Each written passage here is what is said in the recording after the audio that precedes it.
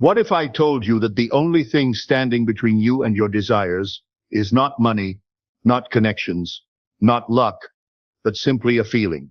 What if I could prove to you that every single limitation in your life is nothing more than a feeling you've been carrying? Stay with me, because in this video, I'm going to reveal the one secret that has transformed more lives than any other principle known to man. And by the end of this, you'll never look at your life the same way again. Tonight, I will teach you how to feel it real. I will show you the simple, divine secret behind every miracle, every manifestation, every transformation that has ever taken place in the life of man. This is not theory. This is not philosophy. This is the very mechanism by which reality operates. You do not need more power. The power is already within you. You do not need more time. Time is only the servant of your inner conviction. You do not even need to know how it will come to pass, for the bridge of incidents will form itself the moment you feel it as real. What you need is to feel it. Feel what? The wish fulfilled. Most men and women pray, they hope, they beg, they wait, they attend seminars, read books, try technique after technique, but few ever feel. And here's what I want you to understand. To feel is to become. To feel is to fuse your inner world with the outer one. The outer responds to the inner, and the inner is ruled by feeling. The nature of God is this.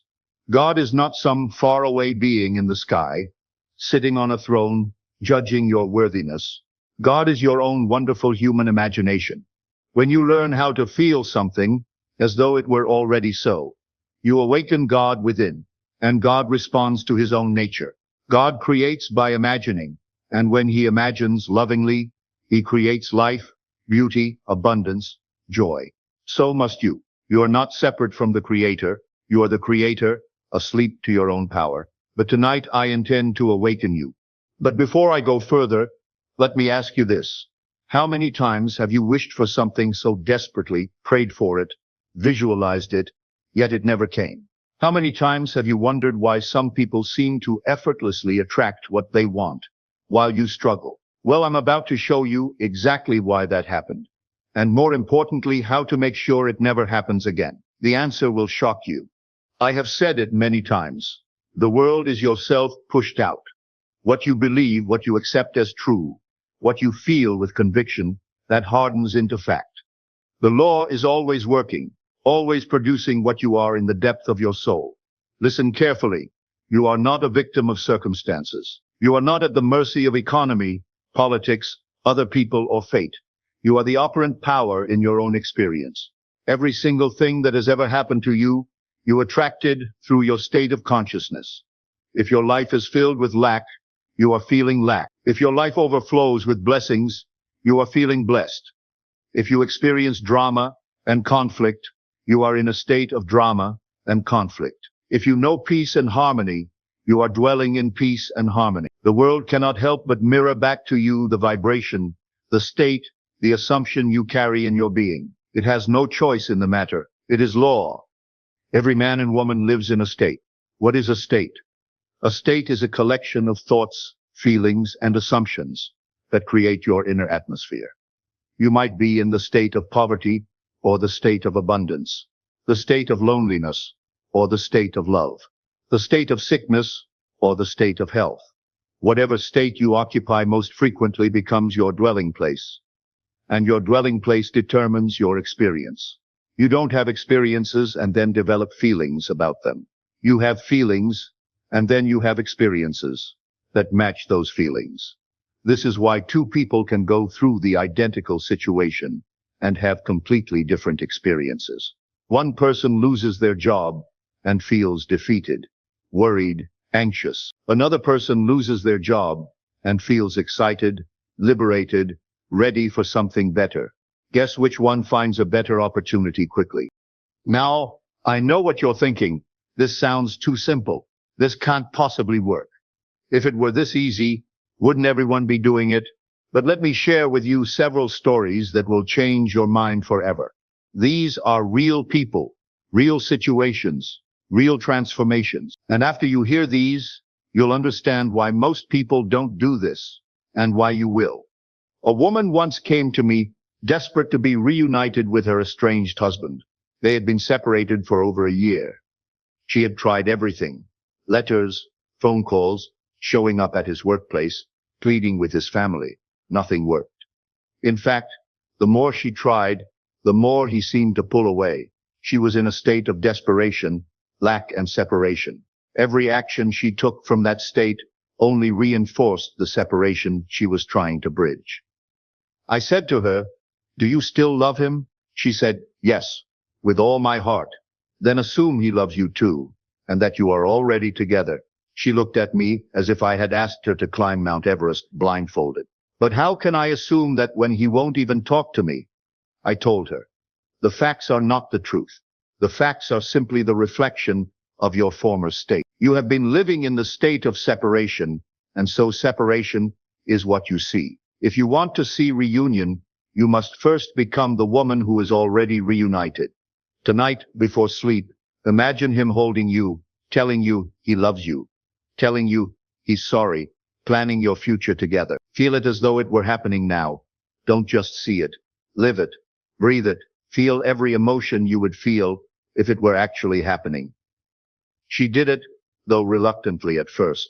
Every night, she would lie in bed and enter that scene. She felt his arms around her. She heard his voice saying, "I love you. I'm sorry. Let's make this work." She felt the relief, the joy, the gratitude of being back together. Within a week, she began to feel different. She stopped calling him, stopped trying to force contact. She felt peaceful, confident, loved. And in that new state, something remarkable happened. The next week, he called her, not to argue, not to discuss logistics, but to say he missed her. By the end of the month, they were back together, and they've been happily married ever since. What changed? Not him. Her feeling changed. She moved into a new state, and the world, including him, had no choice but to mirror it. Another man came to me longing for a better job. He had been in the same position for 8 years, watching others get promoted while he remained overlooked. He felt unworthy, stuck, invisible. But here's what he didn't realize. He was living in the state of being overlooked. Every day, he went to work feeling overlooked, expecting to be overlooked, and sure enough, he was overlooked. His feeling was creating his experience. I said, "You are not stuck. You are only stuck in your feeling. The moment you change your feeling, your world must change." I instructed him to construct a scene that would imply his desire had already been fulfilled. He imagined shaking the hand of a new employer, hearing the words, "You're hired," and feeling the pride and excitement of a significant promotion with double the salary. But here's the key. I told him not to just imagine it once or twice. I told him to live in that scene every night before sleep until it felt more real than his current circumstances. Every night, he entered that scene. He felt the firm handshake. He heard the congratulations. He felt the weight of responsibility and the thrill of new challenges. He imagined telling his wife the good news, planning what they would do with the extra income, feeling proud and accomplished. After 2 weeks of this, something shifted in him. He began to carry himself differently at work. He spoke with more confidence. He took on additional responsibilities without being asked. He was no longer the man waiting to be promoted. He had become the man who was already promoted. Within a month, his current company offered him a significant promotion. But even more remarkably, a company he had never even contacted, a company he had only heard about through a friend of a friend, reached out to him with an offer for exactly the position he had been imagining, at exactly the salary he had been feeling. What changed? Not the word. His feeling changed. He stopped being the man who waited and became the man who had. But here's where most people make a critical mistake that keeps them stuck in the same old patterns forever. They do this one thing wrong, and it sabotages everything. It's so subtle that they don't even realize they're doing it. And once I tell you what it is, you'll probably recognize that you've been doing it too. The mistake is this. They feel the desire, not the fulfillment. They feel the wanting, not the having. They feel the lack, not the abundance. When they imagine their desire, They imagine it from the perspective of someone who doesn't have it yet. They feel excited about the possibility, hopeful that it might happen, desperate for it to come. But all of these feelings, excitement about possibility, hope for the future, desperation for change, are feelings of lack. And the law gives you more of what you feel. If you feel lack, you get more lack. If you feel wanting, you get more wanting. If you feel hoping it will come, you get more hoping, but not the actual fulfillment. You must feel from the end, not to the end. You must feel as though you already have what you desire, not as though you're trying to get it. Let me make this distinction crystal clear, because this is where most people get lost. If you desire wealth, most people imagine having wealth and feel excited about the possibility. But excitement about possibility is still a feeling of not having. Instead, you must imagine having wealth and feel the natural calm satisfaction of someone who has always been wealthy. If you desire love, most people imagine finding love and feel hopeful and eager. But hope and eagerness are feelings of lack. Instead, you must imagine being loved and feel the quiet confidence and contentment of someone who has always been loved. If you desire health, most people imagine getting healthy and feel relief and gratitude. But relief implies you were sick, and gratitude for future healing implies you're still sick now. Instead, you must imagine being healthy and feel the natural vitality and well-being of someone who has always been healthy. The feeling must be natural, easy, assumed, not excited, not grateful, not relieved, but natural, the way you feel about things you take for granted. Now, what if you feel fear? What if you feel doubt? What if negative thoughts keep creeping in and sabotaging your efforts? Here's exactly what you need to do. And it's not what most people think. Most people try to fight the negative feelings, but that actually makes them stronger. I'm going to show you a much more elegant solution. Do not resist negative feelings. Do not fight them. Do not try to push them away. Resistance gives them power. Instead, acknowledge them gently and then redirect. Feelings are not enemies. They are messengers. If you feel fear, it means you are imagining something you do not want. If you feel doubt, it means you are focusing on the current facts instead of the desired truth. So when fear or doubt arises, simply say, "Thank you for showing me what I'm imagining. Now I will imagine something different."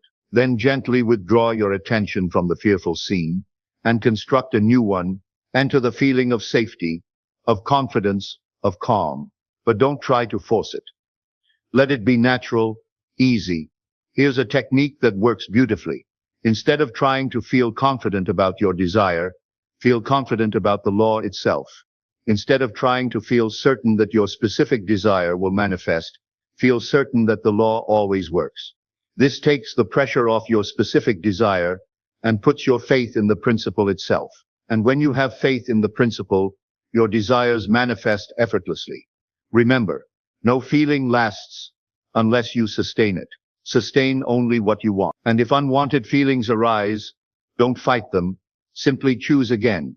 Let me teach you about assumption, because this is the cornerstone of all creation.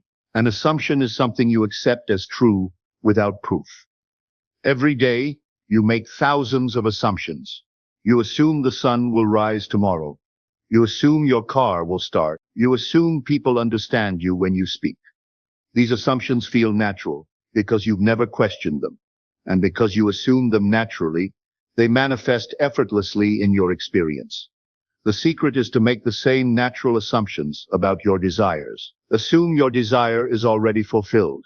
Assume it so naturally that you stop looking for evidence. Assume it so completely that you stop worrying about it.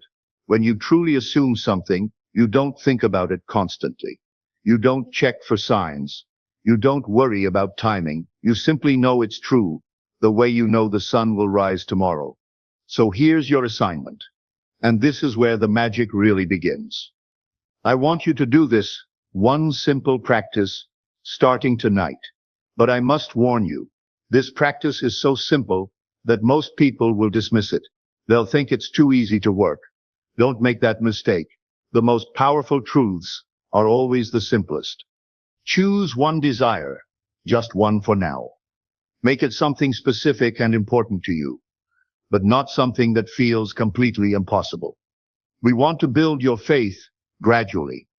Now create a scene that would imply your desire is already fulfilled. This scene should be short, no more than 10-15 seconds. It should be something that could only happen if your desire were already real. For example, if you want a specific job, imagine your first day at that job, shaking hands with your new colleagues. If you want a relationship, imagine lying in bed next to your ideal partner, hearing them say, "Good morning, beautiful." If you want financial abundance, imagine checking your bank balance and seeing the amount you desire. If you want health, imagine your doctor saying, "Your test results are perfect." The scene must imply fulfillment, not process. Don't imagine the interview. Imagine already having the job.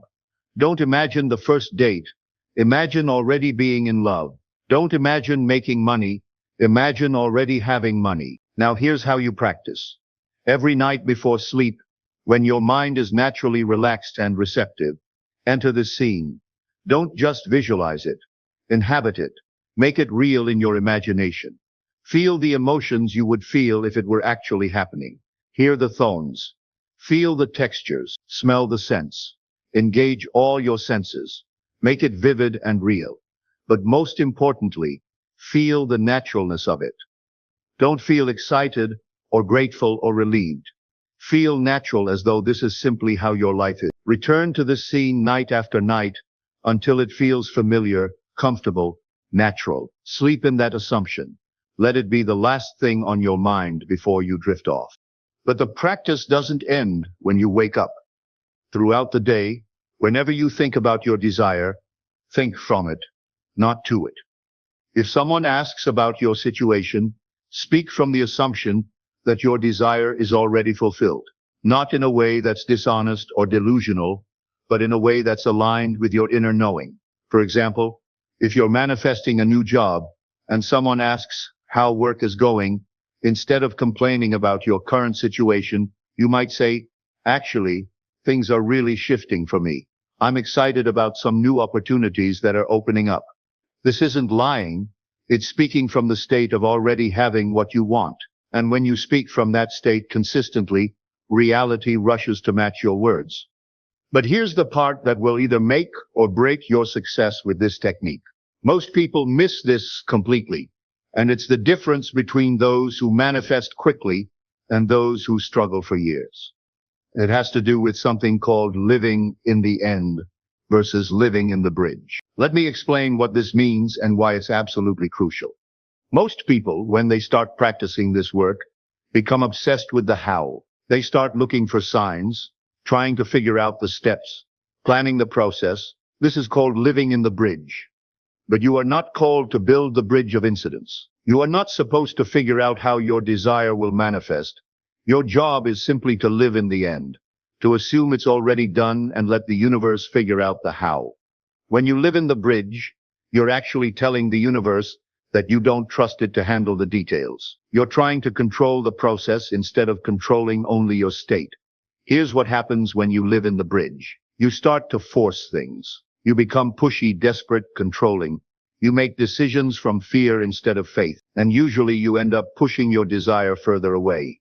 But when you live in the end, something magical happens. You relax. You trust. You let go of the need to control how it happens and focus only on knowing that it will happen. From this relaxed state, you make different choices. You speak differently, you act differently, and most importantly, you attract different circumstances and people who are aligned with your desired end.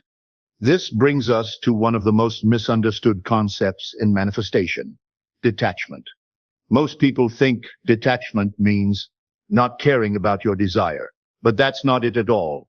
True detachment means being unattached to the specific way your desire manifests. It means being open to receiving your desire in ways you never expected, from sources you never imagined, through circumstances you never planned.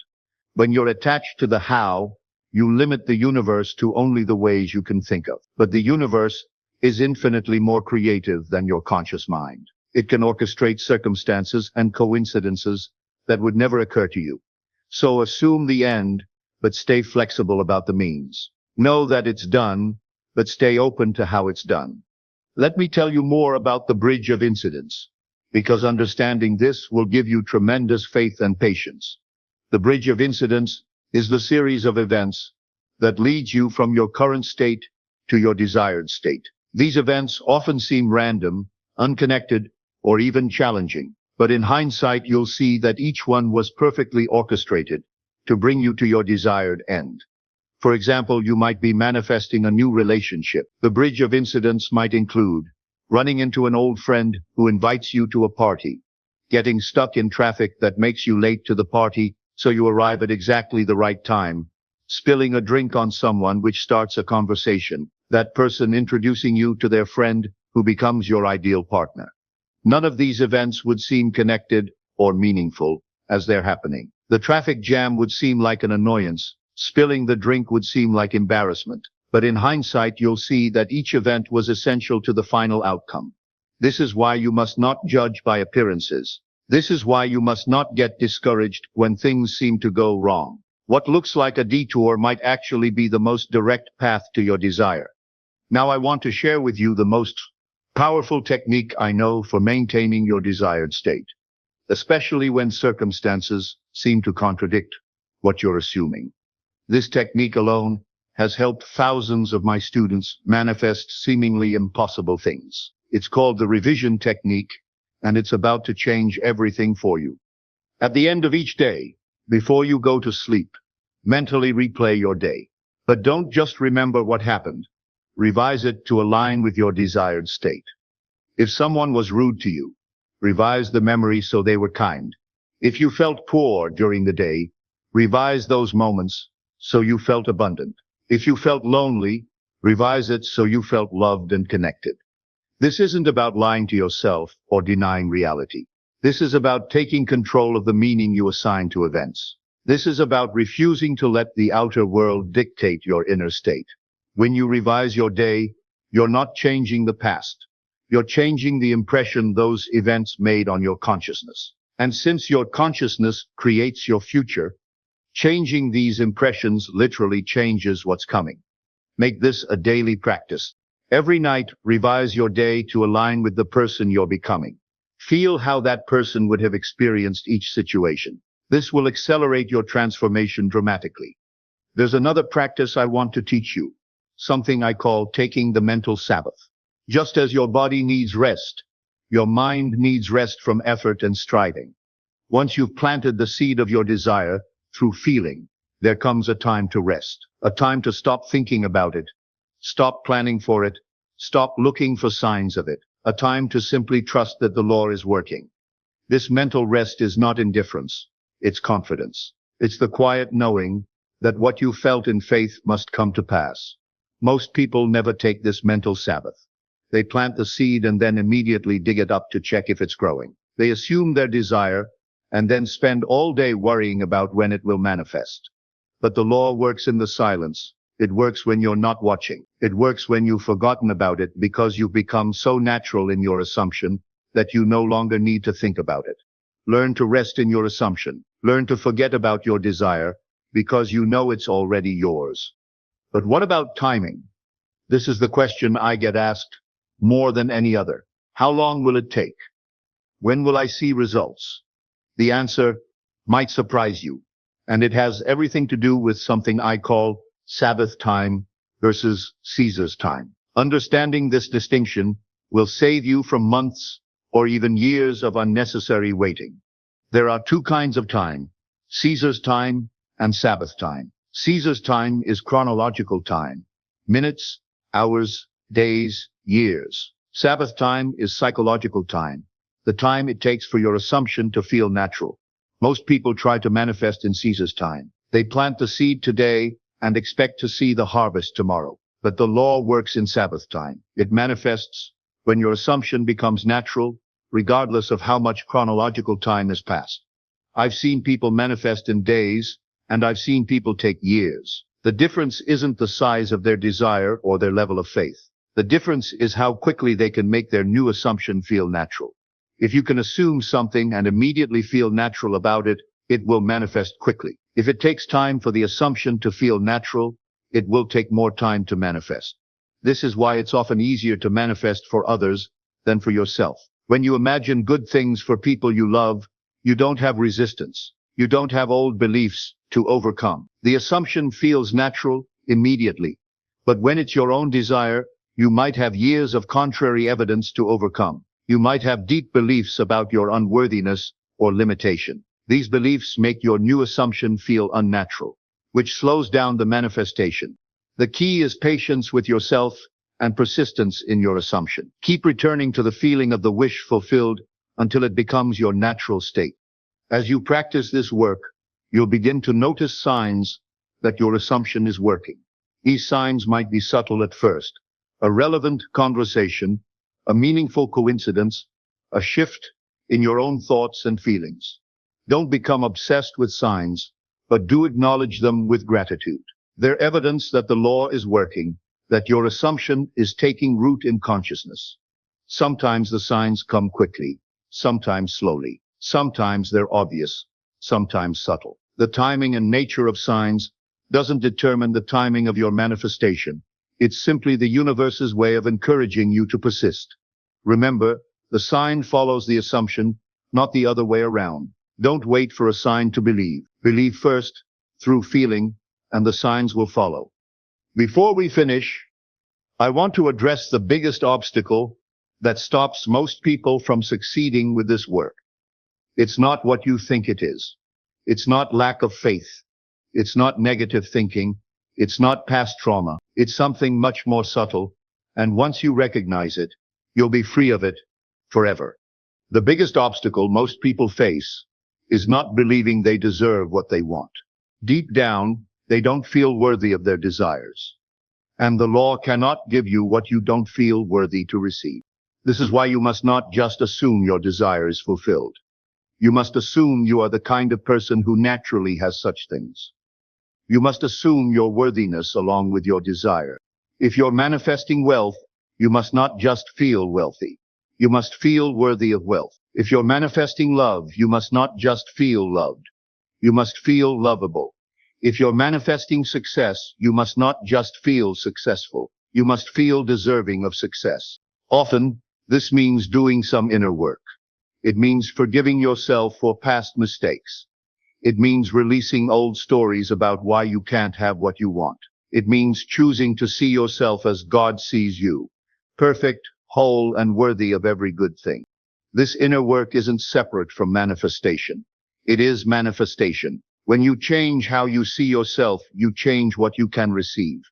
As you practice this work, you're not just manifesting things. You're manifesting a new identity. You're becoming the person who naturally has what you desire. This transformation happens gradually, day by day. As you return to the feeling of the wish fulfilled, you shed the old self and put on the new. You begin to think differently, speak differently, act differently. Others will notice the change before you do.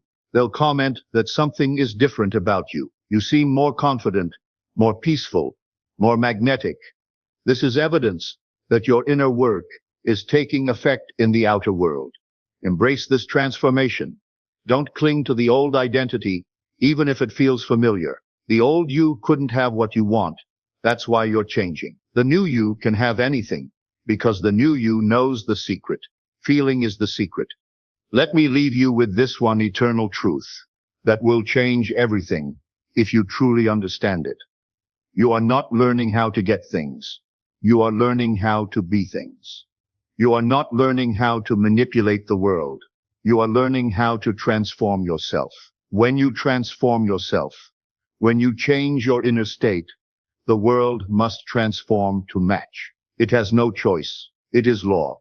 Nothing is more powerful than your feeling, not circumstance, not logic, not the opinions of others, not your past, not your current situation. If you would only dare to feel your wish fulfilled, persist in it, surrender to it, embody it, then no force on earth could stop its manifestation.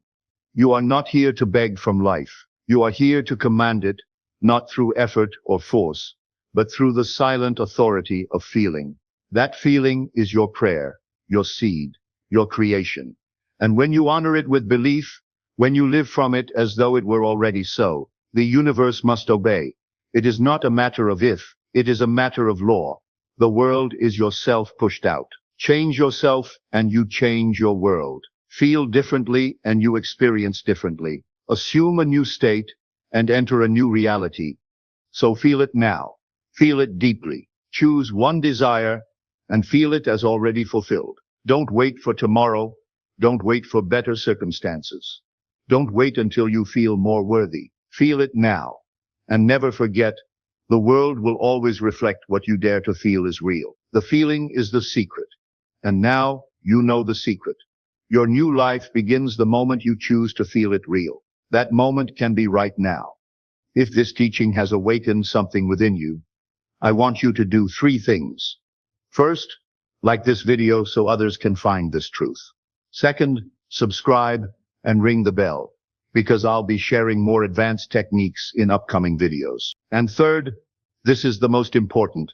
Tell me in the comments, what is the one thing you're going to start feeling as real tonight? Your commitment in writing will help anchor this truth in your consciousness. Remember, you have the power. You always have had the power. Tonight, you have learned to use it.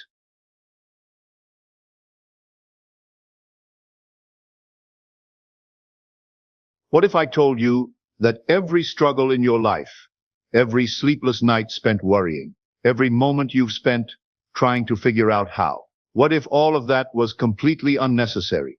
My friends, I want you to imagine for a moment that you've been carrying a heavy suitcase up a mountain, only to discover that there was an elevator all along. That suitcase is your overthinking mind. And the elevator, that's what I'm about to share with you today. You see, from the moment you could speak, you were taught that thinking harder would solve your problems. Your parents said, think before you act. Your teachers demanded, think critically. Society programmed you to believe that the mind is your greatest asset. But here's what they never told you. Your mind was never meant to be the architect of your reality. It was meant to be the carpenter. Right now, as you listen to these words, your mind is probably racing. It's asking, but how can I stop thinking? How will I solve my problems? What about my responsibilities? You see, even now, it's trying to maintain control. I spent years watching people exhaust themselves with mental gymnastics. They analyze every decision to death. They worry about futures that may never come. They replay past mistakes like broken records. And what do they have to show for it? More confusion, more anxiety, more of the same results they're trying to escape. The truth is this: your conscious mind is like a flashlight in a dark room. It can only illuminate what it's pointed at, but it cannot see the whole room at once. There is a greater intelligence, a cosmic mind, if you will, that sees everything simultaneously. And here's the remarkable part: you have access to it the moment you stop interfering. But before I tell you how to access this cosmic intelligence, let me ask you something that might disturb you. What if the very thing you think is helping you is actually the biggest obstacle to everything you want? I want you to consider something profound. Every time you've had a breakthrough in your life, every moment of sudden clarity, every aha moment, every time the perfect solution appeared out of nowhere, where did that come from? Was it from hours of thinking, or did it arrive in a moment of stillness, when your mind finally became quiet? Think about it. The greatest inventions, the most beautiful art, the most profound discoveries, they didn't come from forcing the mind to work harder. They came from what we call inspiration, literally meaning in spirit. They came when the individual became a clear channel for something greater than their personal thinking. But here's where most people get it wrong. They experience these moments of divine guidance, and then immediately try to figure out how to make it happen again. They turn inspiration into a mental exercise, and in doing so, they close the very channel through which it came. The universe doesn't need your help in figuring out the how. It only needs your permission to work through you. I remember a student who came to me, desperate to save his failing business. He had spreadsheets, business plans, marketing strategies. His office looked like a war room.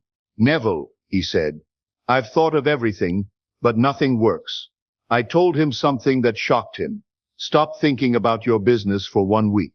Instead, spend that time imagining how it feels to be successful. See yourself shaking hands with satisfied customers. Feel the weight of prosperity. Hear people praising your success. But don't think about how to make it happen." He thought I was crazy, but he was desperate enough to try. 3 days into this practice, he received an unexpected phone call that led to the largest contract of his career. The solution came not from his thinking, but from his being.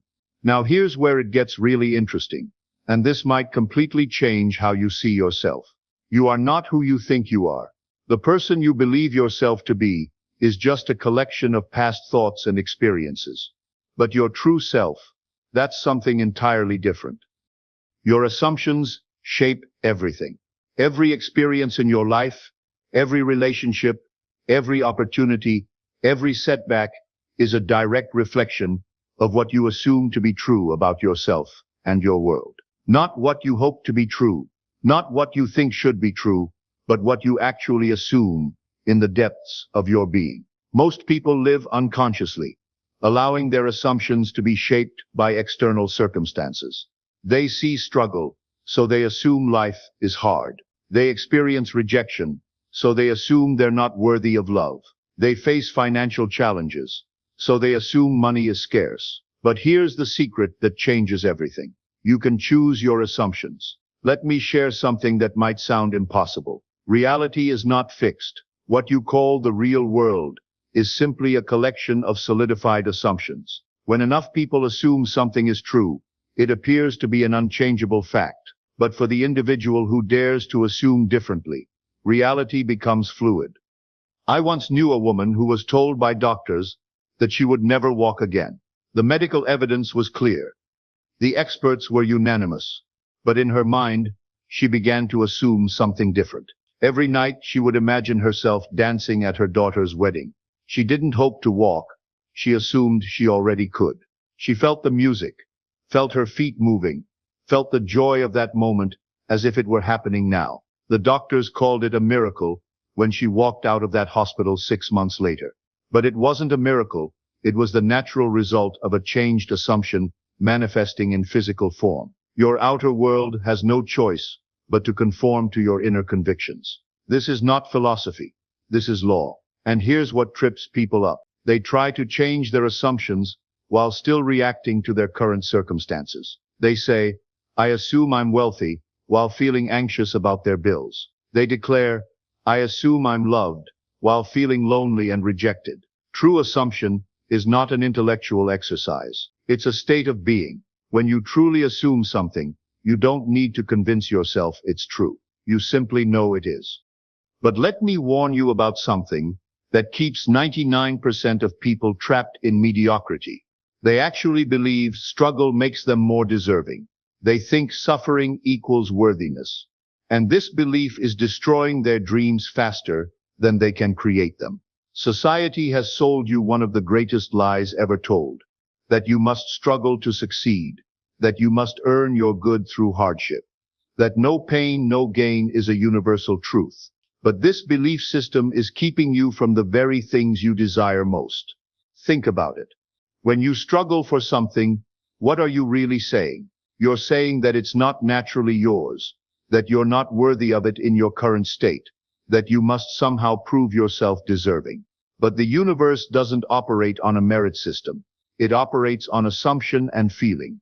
I've watched people work themselves to exhaustion chasing success, only to watch it slip through their fingers. I've seen others who barely lifted a finger receive abundance beyond measure. The difference wasn't in their effort. It was in their state of being.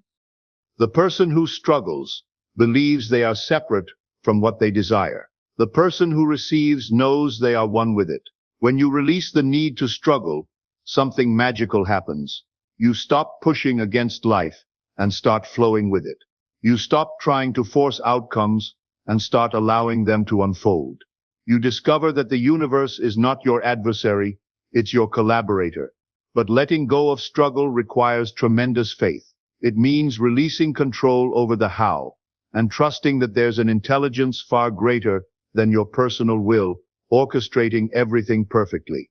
I remember teaching this principle to a man who had been unemployed for 2 years. He had sent out hundreds of resumes, attended countless interviews, networked until he was exhausted.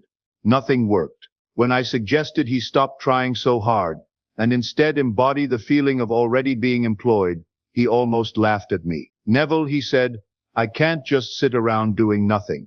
"I'm not asking you to do nothing," I replied.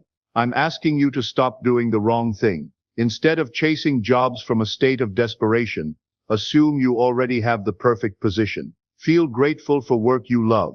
Imagine colleagues who respect you. Experience the satisfaction of meaningful contribution." Within 2 weeks, a former colleague called him out of the blue with an opportunity that exceeded everything he had been chasing.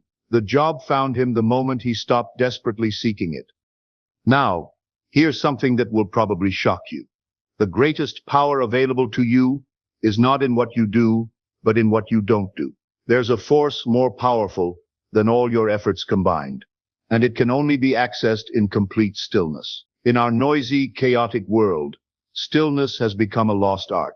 But within that stillness lies the greatest treasure, direct communion with the creative power of the universe itself. Most people are afraid of silence, because in silence, they're forced to confront their own minds. They discover how chaotic their thoughts really are, how much fear and doubt they carry, how little control they actually have. So they fill every moment with noise, activity, distraction, anything to avoid the discomfort of facing themselves. But what they don't realize is that this avoidance is keeping them from their greatest power.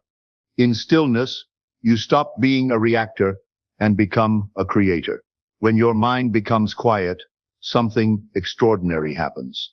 The same intelligence that orchestrates the movement of planets, that coordinates the migration of birds, that heals your body without your conscious involvement. That intelligence becomes available to guide your life. But you cannot access this guidance while your mind is churning with worry, plans, and analysis. Divine wisdom speaks in whispers, not shouts. It comes as gentle nudges, sudden knowings, moments of clarity that arise from nowhere. I've experienced this countless times, faced with what seemed like impossible situations. I've learned to go into the silence, not to think my way out of the problem, but to surrender it completely.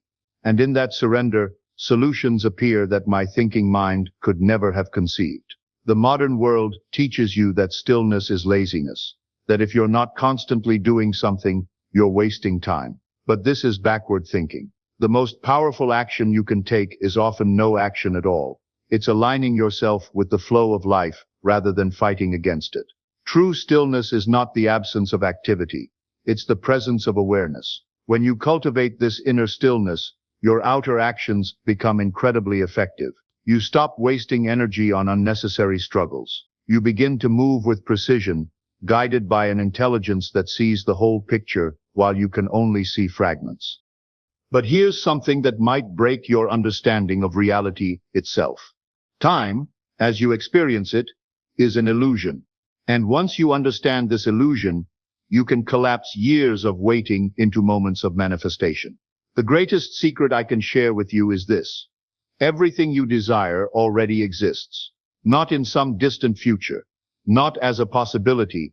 It exists now, in this moment, in what we call the eternal present. Your mistake is thinking that you must wait for conditions to change before you can experience what you want.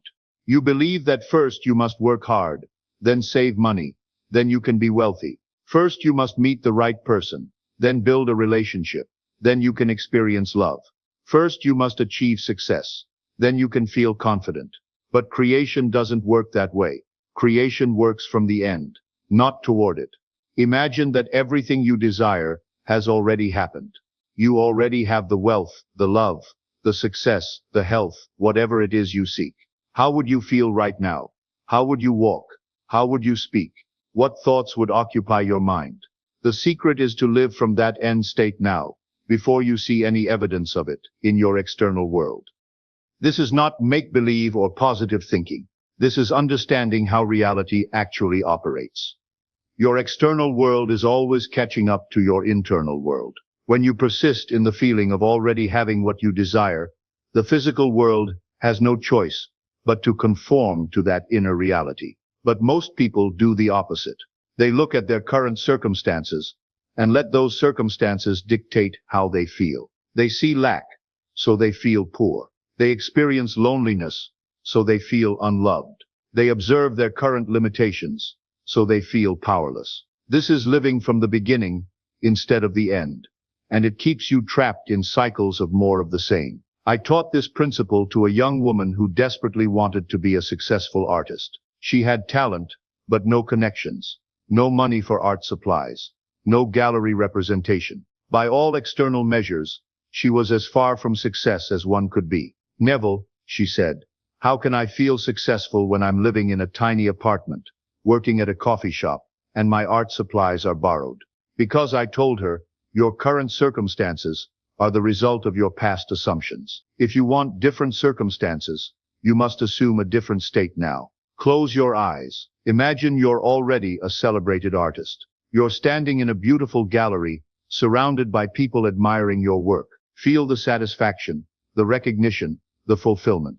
Make it so real that for those moments, it's actually happening. She practiced this daily, living in the end of her wish fulfilled. Within 6 months, a series of seemingly miraculous events led to her first gallery showing. Within a year, she was supporting herself through her art.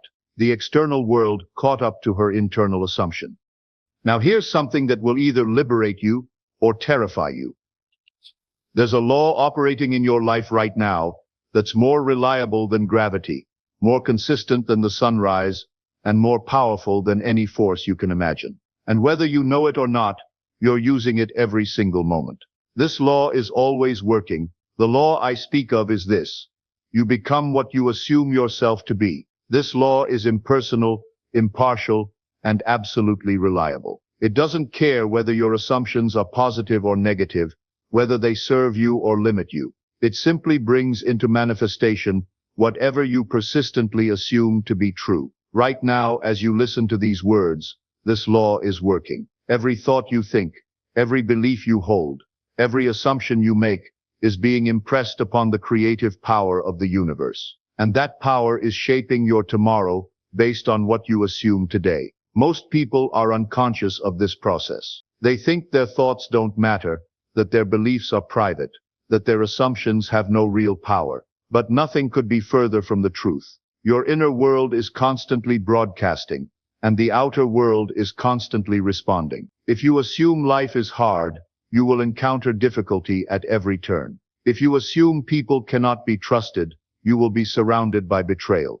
If you assume money is scarce, you will always struggle financially. But if you assume life flows with ease, that people are fundamentally good, that abundance is your natural state, then this too will be your experience. The law doesn't discriminate. It gives you exactly what you assume to be true. This means you are not a victim of circumstances. You are the creator of them. Every condition in your life is there, because at some level, you have assumed it to be true. This might be uncomfortable to accept, but it's also incredibly empowering, because it means you have the power to change everything simply by changing your assumptions. But here's where most people struggle. They want to change their assumptions while still holding on to their old identity. They want to assume they're wealthy while still thinking of themselves as poor. They want to assume they're loved while still believing they're unworthy. True transformation requires a complete shift of identity. You must be willing to let go of who you think you are to become who you desire to be. You must be willing to abandon familiar limitations to embrace unlimited possibility. I once worked with a man who had failed in business 3 times. He came to me convinced that he was just not cut out for success. His assumption was so strong that he unconsciously sabotaged every opportunity that came his way. The problem isn't your circumstances, I told him. The problem is your assumption about yourself. You've assumed you're a failure, and the law is faithfully giving you more failure. But what if you assumed something different? What if you assumed you were naturally successful, that everything you touched turned to gold? It took time to break down his old assumption and build a new one. But when he finally embodied the assumption of success, when he felt it in his bones rather than just thinking it in his head, everything changed. His fourth business venture exceeded his wildest dreams. And here's something that will shatter your understanding of what's possible. Scientists are now discovering what mystics have known for millennia. Reality is far more fluid than you've been taught. And you, my friend, are the one holding the paintbrush. What if I told you that modern quantum physics is proving everything I've been teaching you? Scientists have discovered that at the quantum level, particles exist in what they call superposition, meaning all possibilities exist simultaneously until an observer collapses them into a single reality. You are that observer. Every moment, you are collapsing infinite possibilities into your singular experience through the power of your focused attention and assumption. But here's what the scientists won't tell you, because they're still catching up to what we've always known. You don't need a laboratory to be a quantum physicist. You are already conducting the most important experiment in the universe, the experiment of your own life. Every assumption you make is like choosing which reality to collapse from the field of infinite possibilities. When you assume you are wealthy, you are selecting that reality from all the potential timelines available to you. When you assume you are loved, you are tuning into the frequency where that love already exists. This is why your imagination is so powerful. It's not just fantasy. It's your interface with the quantum field of pure potential. When you imagine something vividly, when you feel it as real, you are literally reaching into the field of possibilities and drawing that reality toward you. I once had a student who was a physicist. He came to me struggling with this concept intellectually. Neville, he said, I understand the quantum mechanics, but how can my personal assumptions affect reality on a macro scale? I smiled and said, my friend, you're thinking too small. You are not separate from the quantum field. You are a localized expression of it. Every assumption you make sends ripples through the entire fabric of reality. The question isn't whether you can affect reality. The question is, which reality are you choosing to experience? Within months of embracing this understanding, his career transformed. He went from struggling researcher to leading breakthrough discoveries that revolutionized his field, not through harder work, but through aligning with the reality where he was already successful.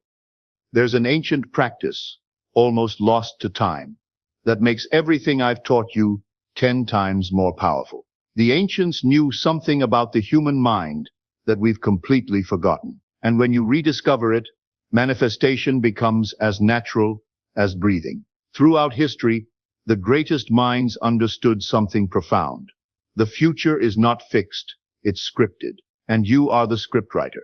Ancient civilizations practiced what they called sacred theater, the art of living out their desired reality in detailed, sensory-rich inner experiences. They didn't just hope for better times, they lived them first in consciousness, then watched as external reality caught up to their inner script. But modern society has taught you the opposite. You've been conditioned to script your future based on your past. You look at what happened yesterday and project it forward, assuming tomorrow will be more of the same. You script failure because you've experienced failure. You script struggle because struggle is what you know. But what if you could rewrite the script? This is not visualization or positive thinking. This is conscious reality creation. When you script your ideal day, your perfect relationship, your dream life with the same vivid detail that you remember your past, you are literally programming your future experience. Here's the secret the ancients knew. Your subconscious mind cannot tell the difference between a vividly imagined experience and a real one. When you script a scene with enough sensory detail and emotional intensity, your subconscious accepts it as fact and begins reorganizing your reality to match that script. I remember working with a woman who had been single for years. She had convinced herself that all the good men are taken and had scripted a future of loneliness. When I taught her to script a different reality, to spend time each night living out conversations with her ideal partner, feeling loved and cherished, experiencing the joy of deep connection, something remarkable happened. She began attracting different people into her life. Her energy changed. Her conversations changed. Even her appearance seemed to transform. Within 6 months, she met a man who matched every detail of her scripted ideal. Not because she manifested him from thin air, but because she had aligned herself with the reality where such love was natural and available. Your life is a movie, and you are the director, producer, and star. The question is, are you creating a masterpiece or a tragedy? The power is always in your hands. Every morning, you wake up with a blank script for the day. You can fill it with worry, doubt, and repetition of past patterns, or you can write a story worthy of your highest dreams. Now I'm going to tell you something that might disturb you deeply. There are forces in this world that benefit from you not knowing your true power. And once you understand why, you'll never look at your limitations the same way again. My friends, we must speak of something uncomfortable but necessary. You have been hypnotized, not by some mysterious force, but by the collective agreement of a sleeping humanity. From the moment you were born, you were programmed with limitations. You were told what was possible and what wasn't, what was realistic and what was fantasy, what you could achieve and what was beyond your reach. This wasn't done maliciously. It was done by people who were themselves programmed by their predecessors. But here's what's truly disturbing. This collective hypnosis serves those who benefit from your limitations. When you believe you are powerless, you give your power away. When you believe you must struggle, you accept systems that profit from your struggle. When you believe scarcity is natural, you don't question why abundance is hoarded by so few. The greatest conspiracy is not hidden in secret meetings. It's hidden in plain sight as your own limiting beliefs. Think about it. What would happen if everyone suddenly realized they were creators of their own reality? What would happen if everyone understood that struggle is optional, that abundance is our birthright, that we don't need permission from any external authority to live our dreams? The entire structure of control would crumble overnight. This is why your awakening to your true power is not just personal. It's revolutionary. Every time you break free from a limiting belief, every time you prove that the impossible is possible in your own life, you weaken the collective hypnosis for everyone. I've seen this happen countless times. One person in a family awakens to their creative power and transforms their life.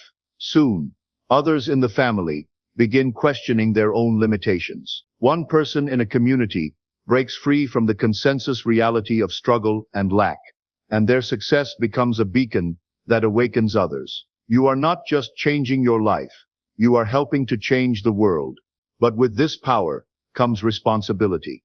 You cannot unsee what you now see. You cannot unknow what you now know. You are being called to step out of the collective dream of limitation and into the individual reality of infinite possibility. Some will try to pull you back.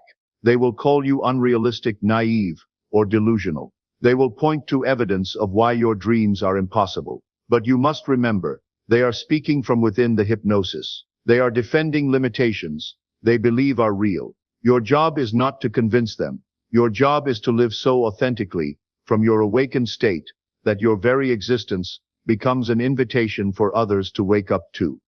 I once had a student who came from a family that had been poor for generations. When he began applying these principles and his financial situation transformed, his family couldn't understand it. They accused him of getting lucky or changing. They were right about one thing: he had changed. He had awakened from the family hypnosis of poverty and stepped into a reality where abundance was natural. At first, this created tension. But as the years passed and his prosperity remained stable and joyful, something beautiful happened.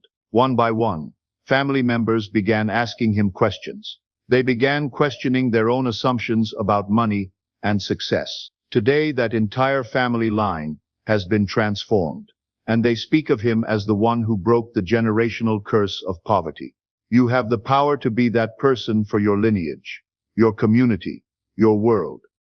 Before I leave you with the most important truth of all, I want you to understand something that will change everything. You are not trying to get something from the universe. The truth is far more beautiful and far more powerful than that. I want you to understand this. You are not separate from the creative power of the universe. You are that power, expressing itself as you. Every desire that stirs within your heart is the universe seeking to experience itself through you. Every dream that captures your imagination is life calling you to become more than you currently believe yourself to be. You are not begging the universe for favors. You are the universe awakening to its own infinite possibilities. When you truly grasp this, everything changes. You stop trying to manipulate external conditions and start aligning with the creative flow. You stop asking, how can I get what I want? And start knowing I am what I seek. The universe is not something outside of you that you must convince or impress. The universe is you, expressing as you, through you. This is why your assumptions are so powerful. They are not separate from the creative force. They are the very mechanism through which it operates. This is why your feelings matter so much. They are not just emotions. They are the language of creation itself. When you align your assumptions with your desires, when you feel yourself already living the life you dream of, when you trust that everything is unfolding perfectly, even when you cannot see how, in that alignment, you become a clear channel for miracles. But trust is not something you do. It's something you are. You don't have to learn to trust the universe. You only have to remember that you are the universe trusting itself to create through you. Stop trying to figure everything out. Stop struggling against the natural flow of life. Stop believing that you must earn your good through suffering and effort. Instead, assume the best about yourself and your future. Feel the joy of your fulfilled desires. Live in the end of your greatest dreams. The same intelligence that spins galaxies into existence, that orchestrates the perfect timing of seasons, that beats your heart without your conscious effort. That intelligence is your intelligence. That power is your power. That love is your love. You are not learning to create. You are remembering that you never stop creating. So go now with this understanding burning in your heart. Every moment is a new opportunity to assume the best. Every breath is a chance to align with your highest vision. Every choice is an invitation to embody the truth of who you really are. The universe is not working against you. It is working as you. Trust it, because in trusting it, you are trusting yourself. And in that trust, all things become possible. Remember, you are the operant power. You are the creative force. You are the dreamer and the dream. Now go forth and create consciously. Thank you for taking this journey with me. If these words have touched something deep within you, if they have awakened a remembrance of your true power, then share this truth with others. The world needs more conscious creators, more individuals who understand their divine nature, more people living from the end of their highest vision. The universe is dreaming through you. Make it a beautiful dream.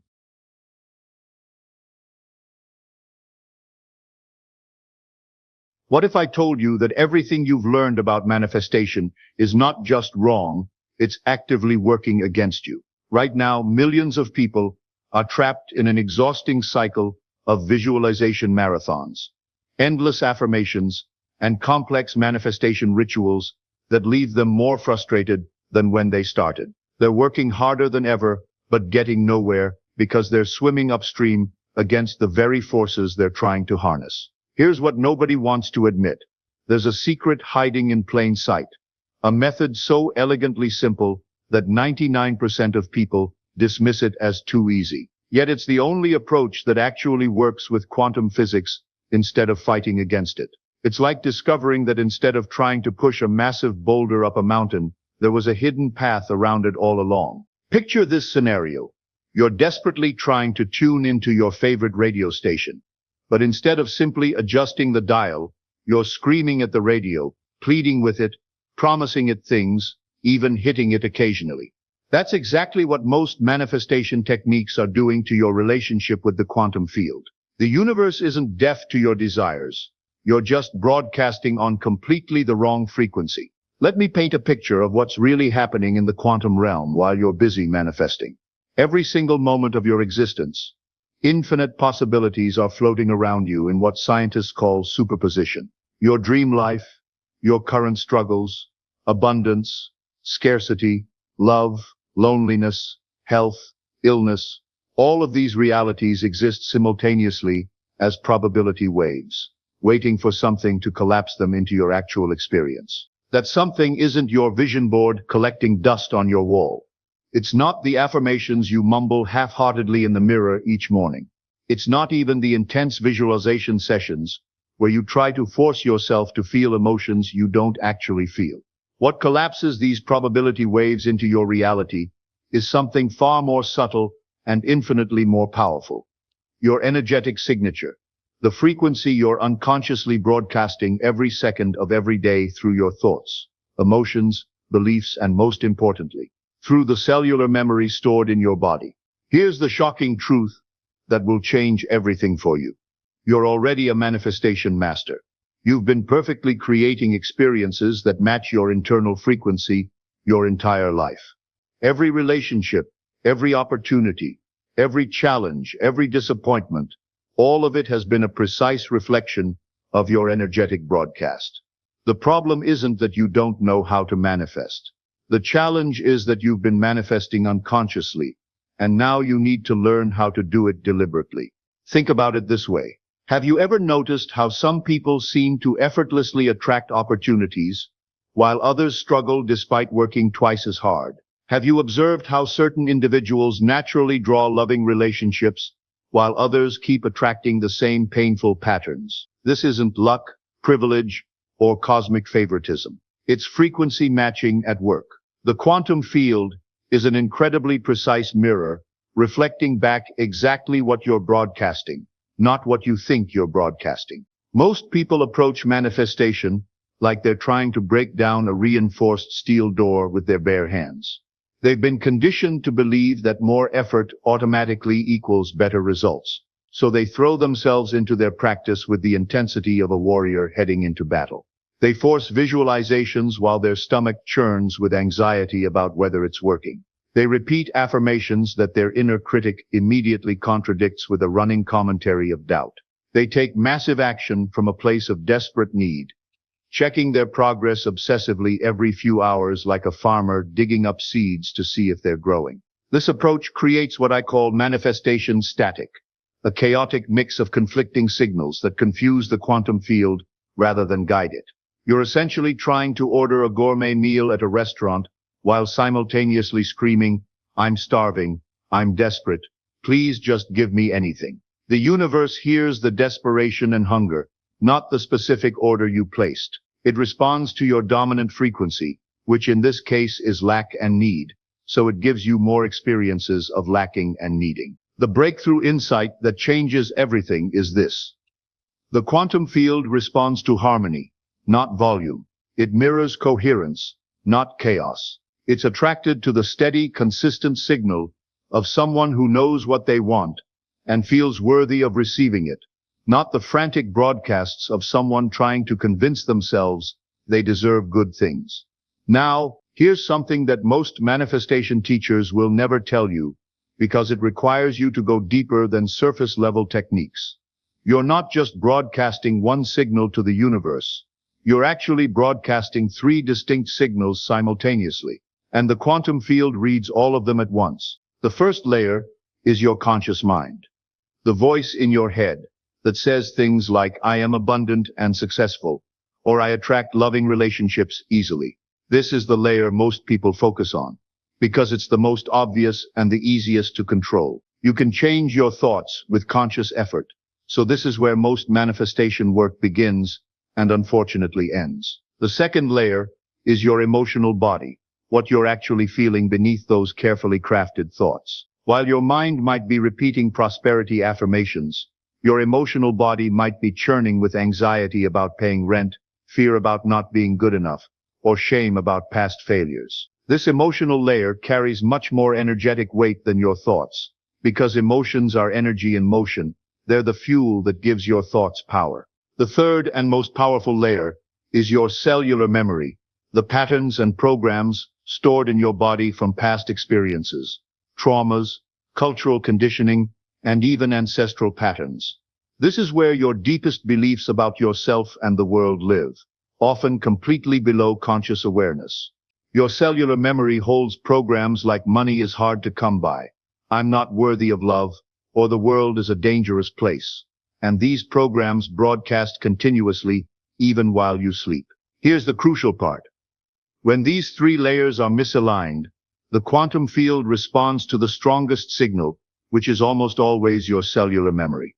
This is why someone can think positively about wealth for months, while their body stores deep poverty consciousness from childhood, and the field keeps reflecting back financial struggle. It's why someone can affirm self-love, while their nervous system remains programmed for rejection, and they keep attracting unavailable partners. The outer thoughts can't override the inner programming.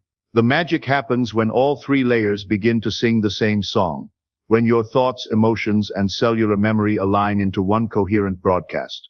This is what I call quantum coherence, and it's the state where manifestation becomes effortless, because you're no longer working against yourself. But let's go even deeper into the science of why this matters. Quantum physics reveals something extraordinary about the nature of reality. Everything exists in potential until it's observed. But here's the twist that changes everything. You're not just observing with your conscious mind. Your unconscious mind is observing 24 hours a day, 7 days a week, constantly collapsing possibilities into experiences based on its programming from the past. Let me give you a real-world example that will make this crystal clear.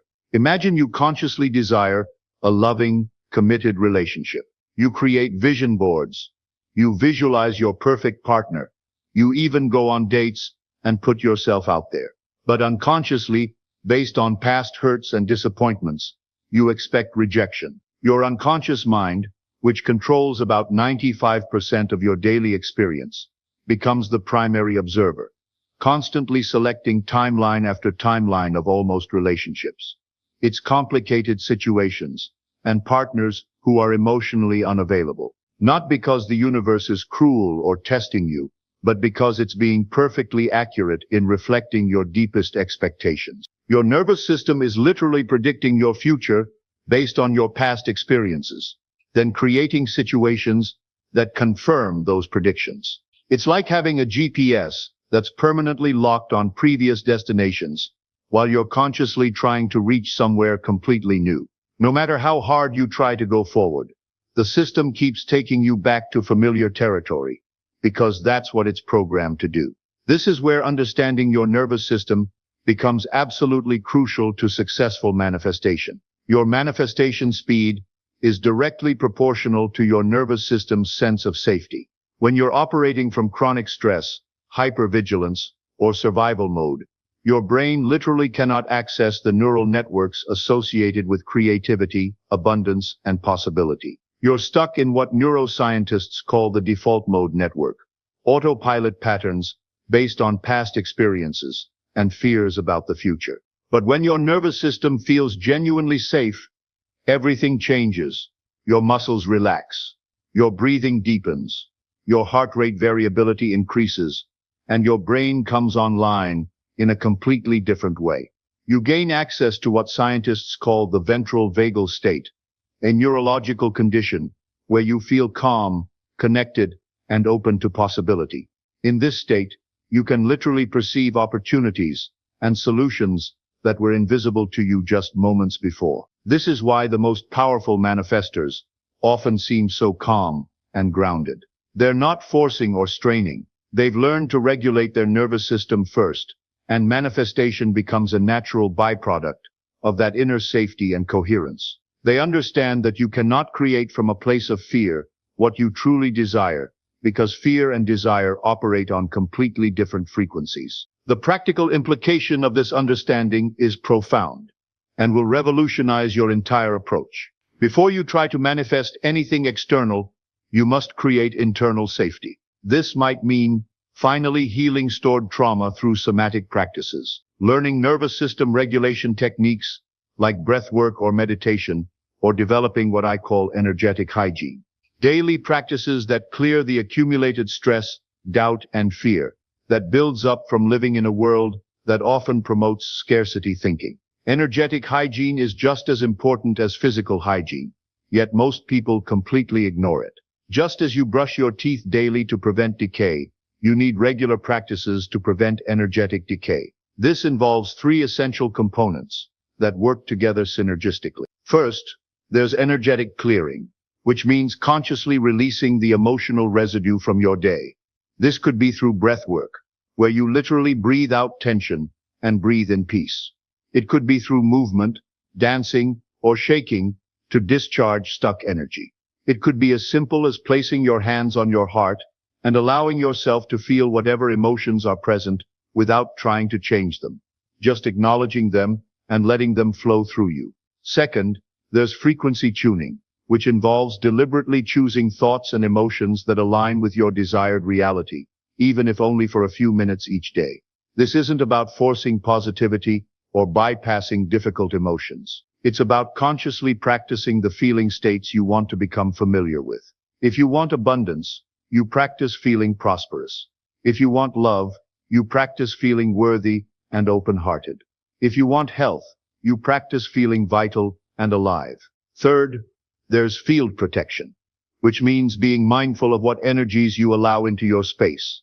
This includes the media you consume, the conversations you engage in, and the environments you spend time in.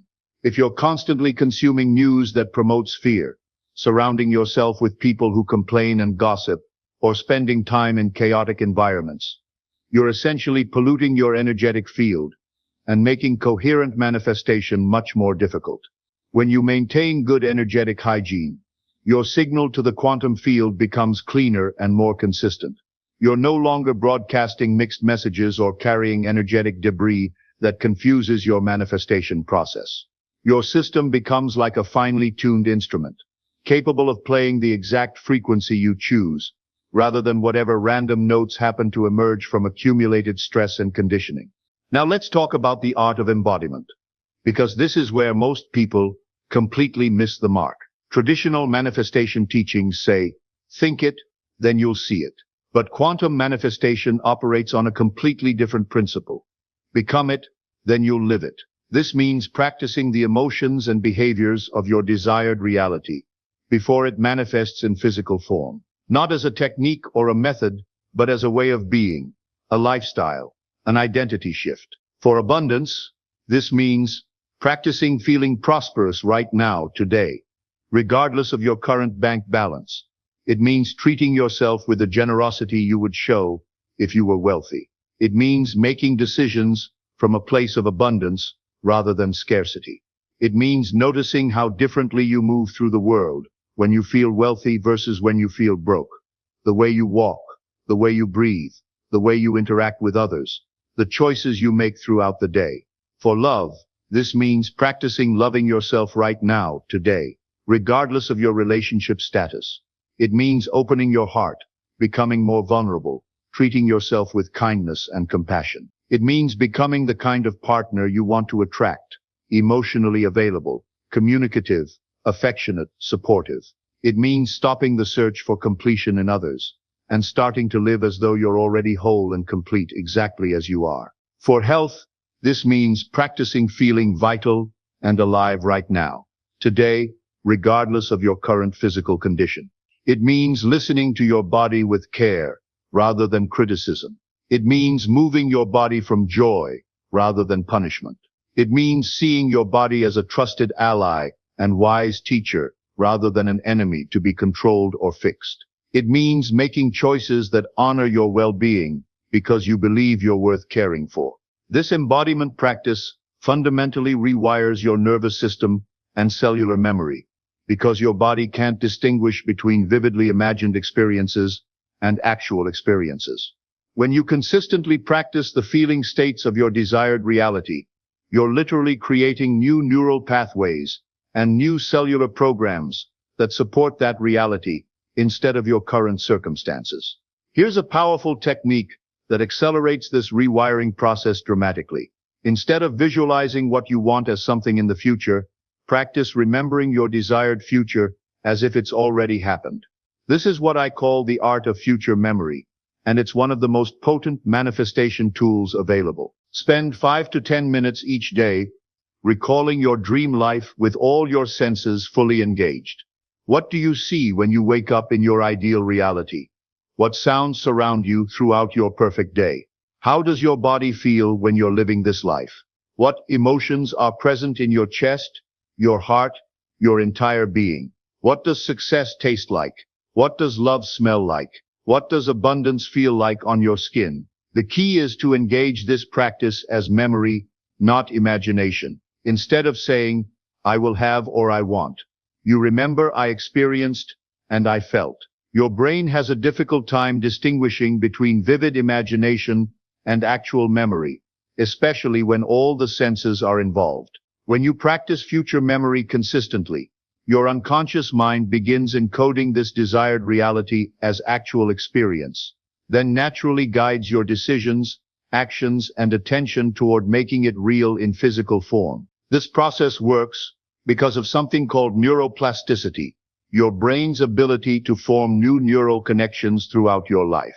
Every time you practice future memory, you're strengthening the neural pathways associated with your desired reality, while weakening the pathways associated with your current limitations. Over time, your brain literally becomes wired to support your dreams rather than your fears. But here's where most people sabotage themselves without realizing it. They fall into what I call the monitoring trap. This is the fastest way to block manifestation and keep yourself stuck in the energy of lack and need. The monitoring trap happens when you become obsessed with checking for progress, looking for signs, measuring results, and analyzing whether your manifestation is working. When you visualize wealth, but then anxiously check your bank balance every few hours, you're broadcasting doubt, not abundance. When you affirm love, but then frantically scan dating apps or analyze every text message for hidden meaning, you're transmitting desperation, not worthiness. When you imagine perfect health, but then obsessively monitor your body for symptoms or problems, you're focused on illness, not wellness. This constant monitoring sends a clear message to the quantum field.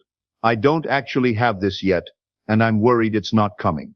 The field, being the perfect mirror that it is, responds to that energy of not having and worrying by giving you more experiences of not having and more reasons to worry. Here's the paradox that changes everything. The moment you stop desperately needing something, the field becomes free to deliver it to you. Not because the universe is testing your patience or playing games with you, but because you're no longer energetically blocking the flow with the frequency of need and desperation. Think about the times in your life when something wonderful manifested effortlessly. Maybe you met the perfect person when you weren't looking for love. Maybe a great opportunity appeared when you weren't desperately job hunting. Maybe money showed up when you had finally relaxed about your finances. What was the common element in all these experiences? You weren't grasping, straining, or monitoring. You were relaxed, open, and available. That's quantum manifestation in its purest form. The key is learning to hold what I call relaxed intention. This means being crystal clear about what you want while remaining completely unattached to when and how it shows up. It means caring deeply about your desires while not making your happiness dependent on them manifesting quickly or in a specific way. It means maintaining the frequency of your dream while being perfectly content with your current reality. This might sound contradictory, but it's actually the sweet spot where manifestation accelerates. When you can honestly say, I would love for this to happen, and I'm also perfectly okay if it doesn't happen exactly as I imagine, you found the frequency of trust, and trust is the most magnetic frequency in the quantum field. Let's make this practical with a daily practice that integrates everything we've discussed. Every morning, before reaching for your phone or getting caught up in the demands of the day, take a few conscious breaths and ask yourself, what frequency am I selecting today? Feel into the energy of that choice. Are you choosing the timeline of stress and struggle or the timeline of ease and flow? Are you selecting the frequency of lack and limitation or abundance and possibility? Throughout the day, use your body as your compass and your guide. Your body will always signal when you've shifted out of alignment with your desired frequency. You'll feel the tension in your shoulders, the tightness in your chest, the contraction in your stomach, the shallowness of your breath. In those moments, you don't need to judge yourself or panic about ruining your manifestation. You simply need to notice, breathe, and gently recalibrate. Ask yourself, what would the version of me already living my desired reality choose right now? Then take one small action from that space. It might be as simple as changing your posture, taking a deeper breath, or speaking to yourself with more kindness. It might mean making a different choice about what you eat, how you respond to a challenging email, or where you focus your attention for the next few minutes. At night, before you fall asleep, review your day not with criticism or judgment, but with genuine curiosity and compassion. Where did you wobble out of alignment? Where did you catch yourself and recalibrate? Where did you glimpse your own power to choose your frequency? Celebrate even the smallest victories, because gratitude amplifies coherence and magnetizes more experiences to be grateful for. This daily practice of frequency selection, body awareness, and gentle course correction gradually trains your nervous system to default to your desired frequency rather than your old conditioning. Over time, what once required conscious effort becomes automatic. You begin to naturally operate from the frequency of your dreams rather than your fears. Here's something that most people overlook completely: the profound importance of community in your manifestation journey. We are inherently social and energetic beings, designed to synchronize with the people around us. Mirror neurons in our brains automatically mimic the emotional states and behaviors of those we spend time with. When you surround yourself with people who are practicing coherence, working with the quantum field, and committed to conscious creation, your nervous system naturally attunes to that vibration. This is why it's so crucial to curate your environment intentionally, not just physically, but energetically. Seek out voices, spaces, and communities that remind you of who you're becoming rather than who you've been. Fill your field with reminders of your chosen timeline. Let your external world support your internal practice rather than undermining it. If you're constantly surrounded by people who complain, gossip, or operate from scarcity consciousness, you'll find yourself being pulled back into those frequencies, no matter how strong your personal practice is. This doesn't mean you need to abandon everyone in your life who isn't on a spiritual path, but it does mean being conscious about the energies you're exposing yourself to and creating strong boundaries when necessary. Look for people who inspire you, who embody qualities you want to develop, who speak about possibilities rather than limitations. Read books, watch videos, and listen to content that expands your sense of what's possible rather than confirming your current limitations. Create a supportive environment that makes it easier to maintain your desired frequency and harder to fall back into old patterns. Now let's explore something that will completely revolutionize your understanding of manifestation: the recognition that you are not separate from the quantum field you're trying to influence. You are not a small, isolated being trying to manipulate a vast external universe. You are an integral part of the field itself, a unique expression of the same creative intelligence that orchestrates galaxies and grows flowers. This understanding shifts manifestation from a transaction with an external force to a collaboration with your own deeper nature.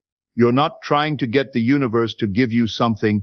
You're allowing the universe to express itself through you in new ways. You're not manipulating reality from the outside. You're participating in reality's ongoing creation from the inside. When you truly grasp this, everything changes. Instead of feeling like a small, powerless person, hoping the universe will notice your requests, you recognize yourself as a creative force of nature, temporarily focused in human form. Your desires aren't random wants or selfish demands. They're the universe's way of expanding itself through your individual experience. This perspective transforms the entire manifestation process from effort to ease, from forcing to flowing, from demanding to allowing. You stop trying to make things happen and start letting things happen through you. You become a conduit for creation rather than a controller of outcomes. Every desire that arises within you is actually an invitation from your soul to grow into a larger version of yourself. The relationship you want calls you to become more loving, more open, more vulnerable. The business you dream of creating calls you to become more innovative, more courageous, more willing to serve others. The health you desire calls you to become more connected to your body, more committed to your well-being, more honoring of the life force flowing through you. When you view manifestation through this lens, success isn't just about getting your desires met, it's about who you become in the process. And often, who you become is far more valuable and fulfilling than what you initially thought you wanted. This perspective transforms manifestation from a superficial acquisition process into a profound evolutionary journey. The quantum field is not a cosmic vending machine waiting for the right combination of thoughts and feelings. It's a living, intelligent, responsive partner in the dance of creation. It's not separate from you, it is you, expressing itself as your life, your experiences, your relationships, your opportunities, your challenges, and your growth. So when you tune your frequency, you're not asking life to meet you somewhere new, you're becoming the version of life you've been seeking. When you align your thoughts, emotions, and actions, you're not manipulating external circumstances. You're allowing your true nature to express itself more fully. This is the deepest secret of quantum manifestation.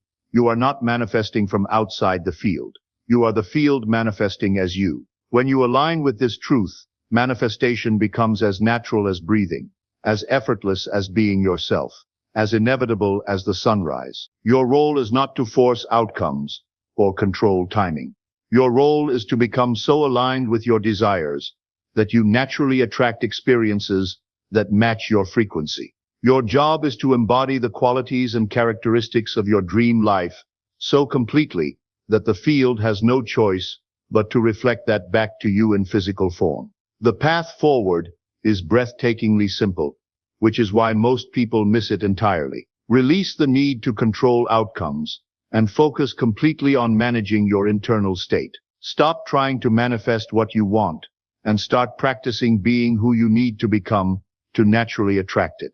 Let go of the timeline and trust the timing. Release the specific details and trust the intelligence of the field to deliver something even better than you imagined. Your desires aren't random, they're intelligence itself, calling you toward your highest expression. The quantum field isn't testing you, it's supporting you. The universe isn't withholding from you, it's waiting for you to become a clear enough signal that it can respond without confusion. The question isn't whether this works.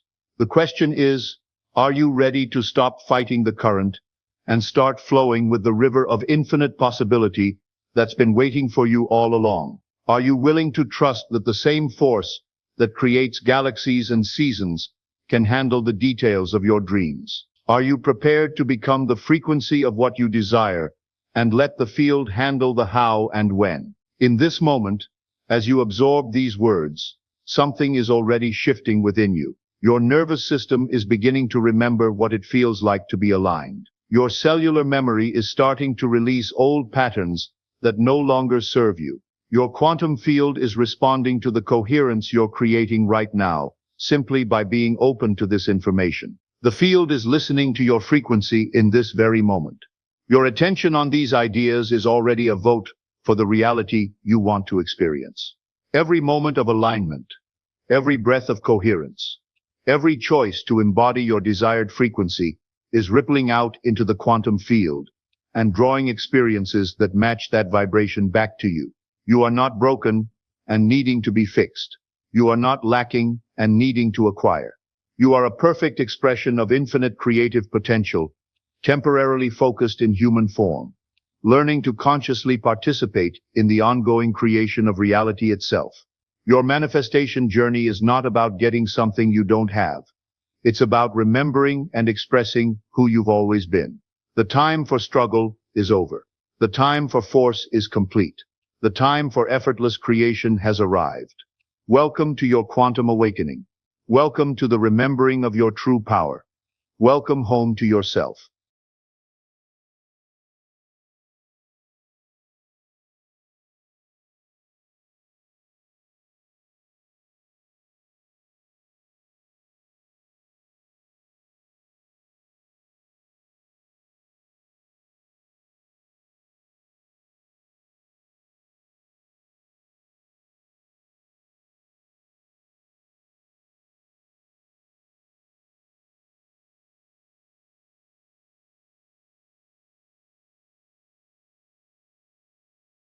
What if I told you that the most successful people on earth have discovered a secret so powerful, yet so simple, that it sounds almost too good to be true?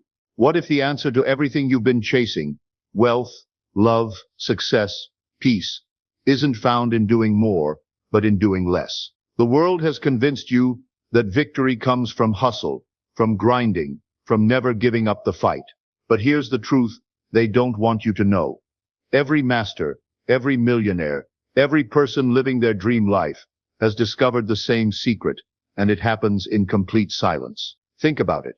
While everyone else is running around like headless chickens, complaining about how hard life is, the truly successful ones, they're sitting quietly. They're listening. They're accessing a power that the masses don't even know exists. And today, I'm going to share that exact same secret with you. But first, let me tell you about the greatest lie ever told. Society has programmed you to believe that if you're not constantly moving, constantly doing, constantly achieving, you're somehow failing. They've made you afraid of stillness. They've convinced you that quiet equals laziness, that rest equals weakness. This is by design, because when you're constantly busy, constantly distracted, constantly chasing the next thing, you never discover the incredible power that lives within you. You never access the voice that could change everything. You remain trapped in the hamster wheel of endless effort, with minimal results. But what if I told you that some of the most powerful moments in human history happened not in boardrooms or battlefields, but in complete silence? What if the greatest inventions, the most profound insights, the most life-changing realizations all came from people who dared to be still? You've done enough chasing, enough writing, enough planning. The answers you desperately seek cannot be found in the noise of the world. They wait in the silence, where only the faithful dare to go. Don't move, don't write, just listen. Because here's what the top 1% know that you don't. The person who truly listens can never be defeated. There is a voice, quiet, constant, and true, whispering from within you right now. It doesn't shout. It doesn't beg for your attention like your phone, like the endless distractions around you. It waits patiently for the moment when you finally put the pen down, take your hands off the wheel, and become still enough to hear it.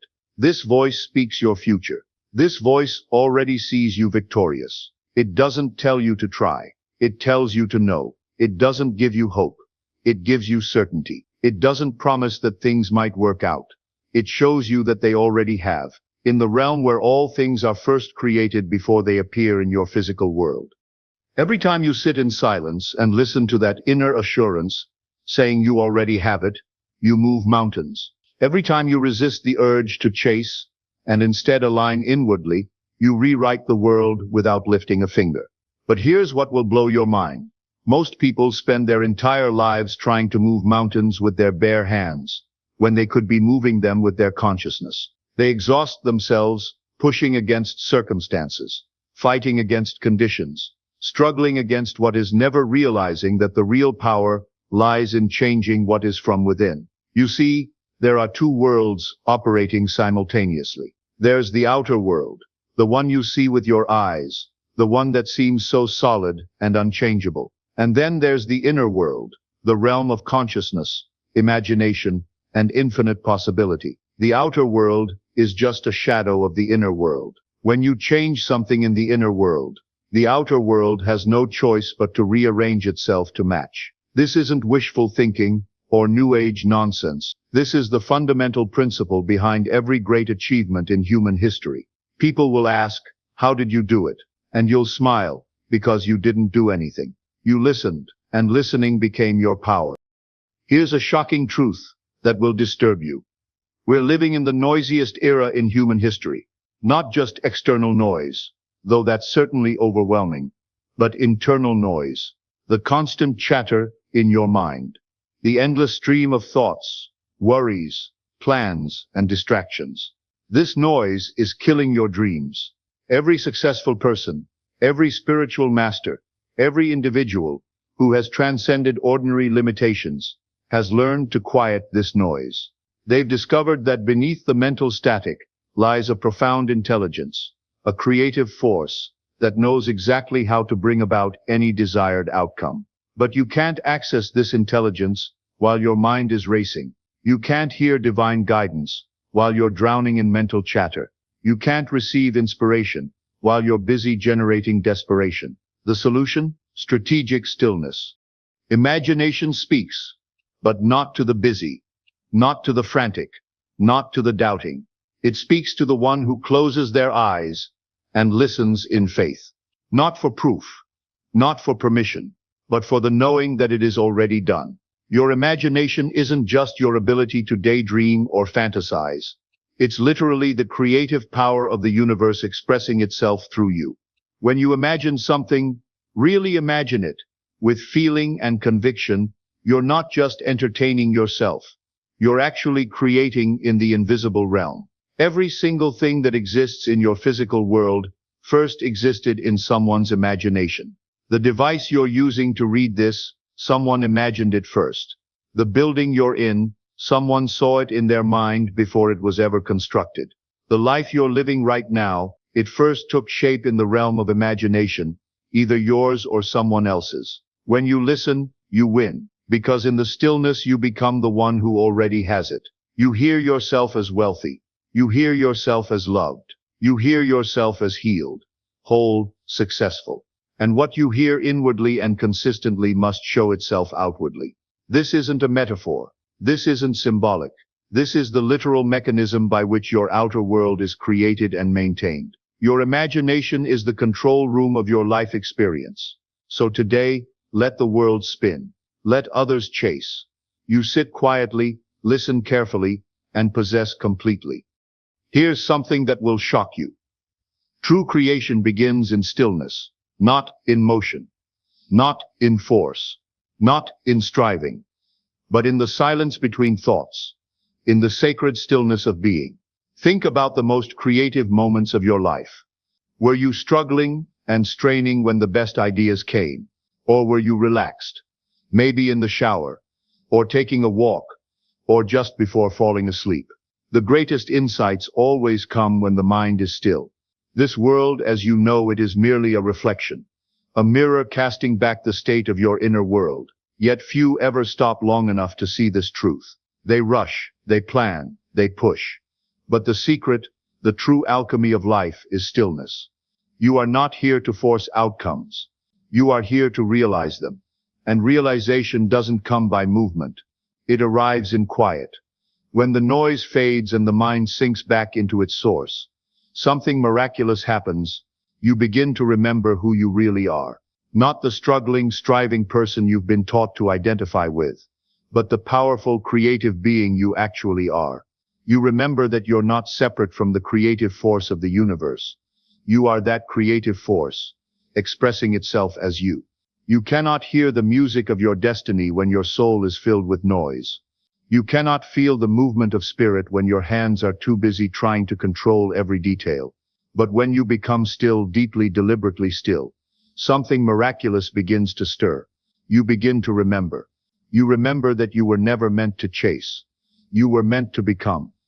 Here's what seems impossible, but is absolutely true. Stillness is not passivity. It's not weakness. It's not giving up or checking out. Stillness is power restrained, awareness uncluttered, presence untouched by the distractions of the world. It's in this stillness that imagination becomes clear, that the inner voice is heard, and that the invisible world begins to shape the visible. The moment you close your eyes and turn away from the five senses, you return to the secret place, the origin of all that appears real. And there, in that silent inner world, you find that creation doesn't require effort, only awareness. The greatest leaders in history knew this secret. They understood that real power comes not from controlling everything externally, but from mastering the inner realm where all external things originate. Everything you desire, the love, the wealth, the healing, the success, it already exists. But it exists in the unseen. To touch it, to claim it, you must become still enough to see it in your mind and feel it in your soul. You cannot attract what you have not. First become in spirit. And becoming is not achieved through action, but through surrender. Surrender to the silence, to the knowing that what is truly yours is already yours. Most people are trying to attract their desires from a state of lack. They're trying to draw something to them that they don't feel they already have. But this very effort reinforces the experience of not having it. The real secret is becoming. When you become wealthy in consciousness, wealth flows to you effortlessly. When you become loved in your inner world, love surrounds you in your outer world. When you become successful in your imagination, success becomes your reality. Many fear stillness because it reveals what's really there. In movement, you can avoid yourself. In action, you can pretend. But in stillness, there's nowhere to run. You come face to face with your own beliefs, your assumptions, your fears. But don't be afraid. It's only in facing them that you can dissolve them. And once they're gone, you're left with truth. The truth that you are not separate from what you seek. You are it. Let me share something that will change everything for you. It's not what you write, nor what you say aloud, that holds the true power to change your life. It's what you hear, quietly, consistently, and inwardly. This is the great mystery most overlook. The inner ear is the true gateway to creation. What you listen to within yourself, you eventually embody, and what you embody, you express. The outer world is simply the echo of your inner hearing. Most people are destroying their dreams without even knowing it. They speak words of faith while inwardly rehearsing doubt. They write affirmations, but fall asleep to the inner dialogue of fear. They speak of success, but listen to the internal voice, telling them they're not enough.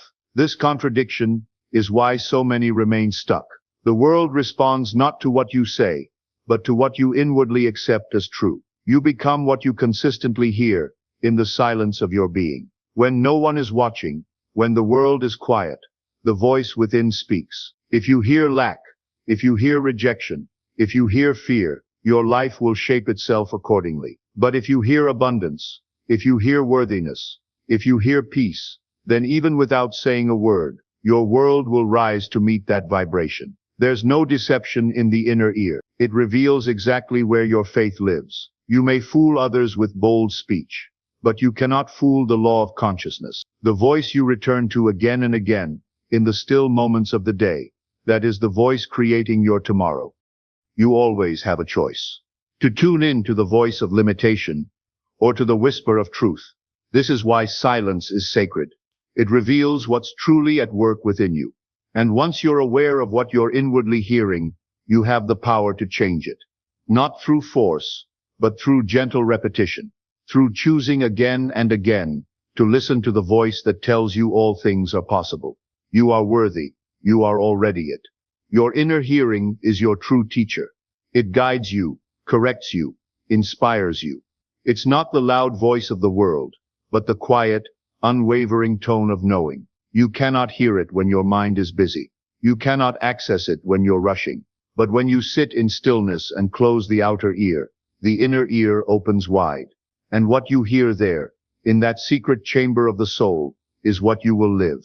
All transformation begins with a shift in what you inwardly listen to. If you wish to change your life, change what you hear. Stop giving energy to voices of criticism, of defeat, of fear. These are old recordings, and they are not you. Instead, tune in to the voice that already sees you as whole, successful, and free. It's there. It has always been there, waiting. Even now, in this moment, it speaks softly, calmly, confidently. You are more than enough. You are already chosen. Nothing is missing. Can you hear it? Can you quiet the noise long enough to truly listen? Here's the paradigm shift that separates winners from everyone else. Effort is the enemy of faith. The more you strive, the more you affirm that what you desire is not yet yours. And so the chase continues, and fulfillment slips further from reach. But there's another way, a higher way, where you stop trying and start trusting. You don't push, you allow. You don't chase, you choose. You don't beg, you become. Faith doesn't require effort. It requires surrender. To trust is to know, not to hope with doubt behind your eyes, but to rest in the assurance that what you have imagined is already established in the unseen. This world is not changed by your force. It's changed by your assumption. When you stop trying to make something happen, and instead assume the state of the one for whom it has already happened, reality bends to reflect that change. Trying keeps you in the state of wanting. Trusting places you in the state of having. And what you have in consciousness will soon become visible in form. There's no need to strain. The universe doesn't respond to how hard you work. It responds to how deeply you believe. All creation begins with inner conviction, not outer effort. This is the invitation. Step out of the chase. Step into the knowing. You don't need to keep proving yourself. You don't need to keep asking. You only need to receive. And receiving requires stillness. It requires listening. It requires alignment with what already exists within you. Because all things truly are within. They're not outside waiting to be won. They're inside waiting to be accepted. To stop trying doesn't mean to do nothing. It means to stop the inner struggle. It means to lay down the weapons of fear and control, and to walk boldly into the identity that matches your desire. The moment you say within yourself, I am already this, the world begins to move in harmony with your new belief. But as long as you continue to chase the thing, you declare its absence. And what you declare, you create.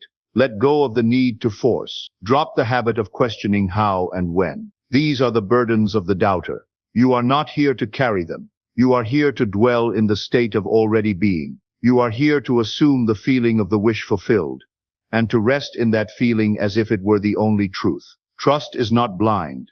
It sees clearly. It sees through appearances and holds fast to the unseen reality. Trust knows that the seed already planted will bloom, even before a single leaf appears. Trust doesn't dig up the soil every day to check.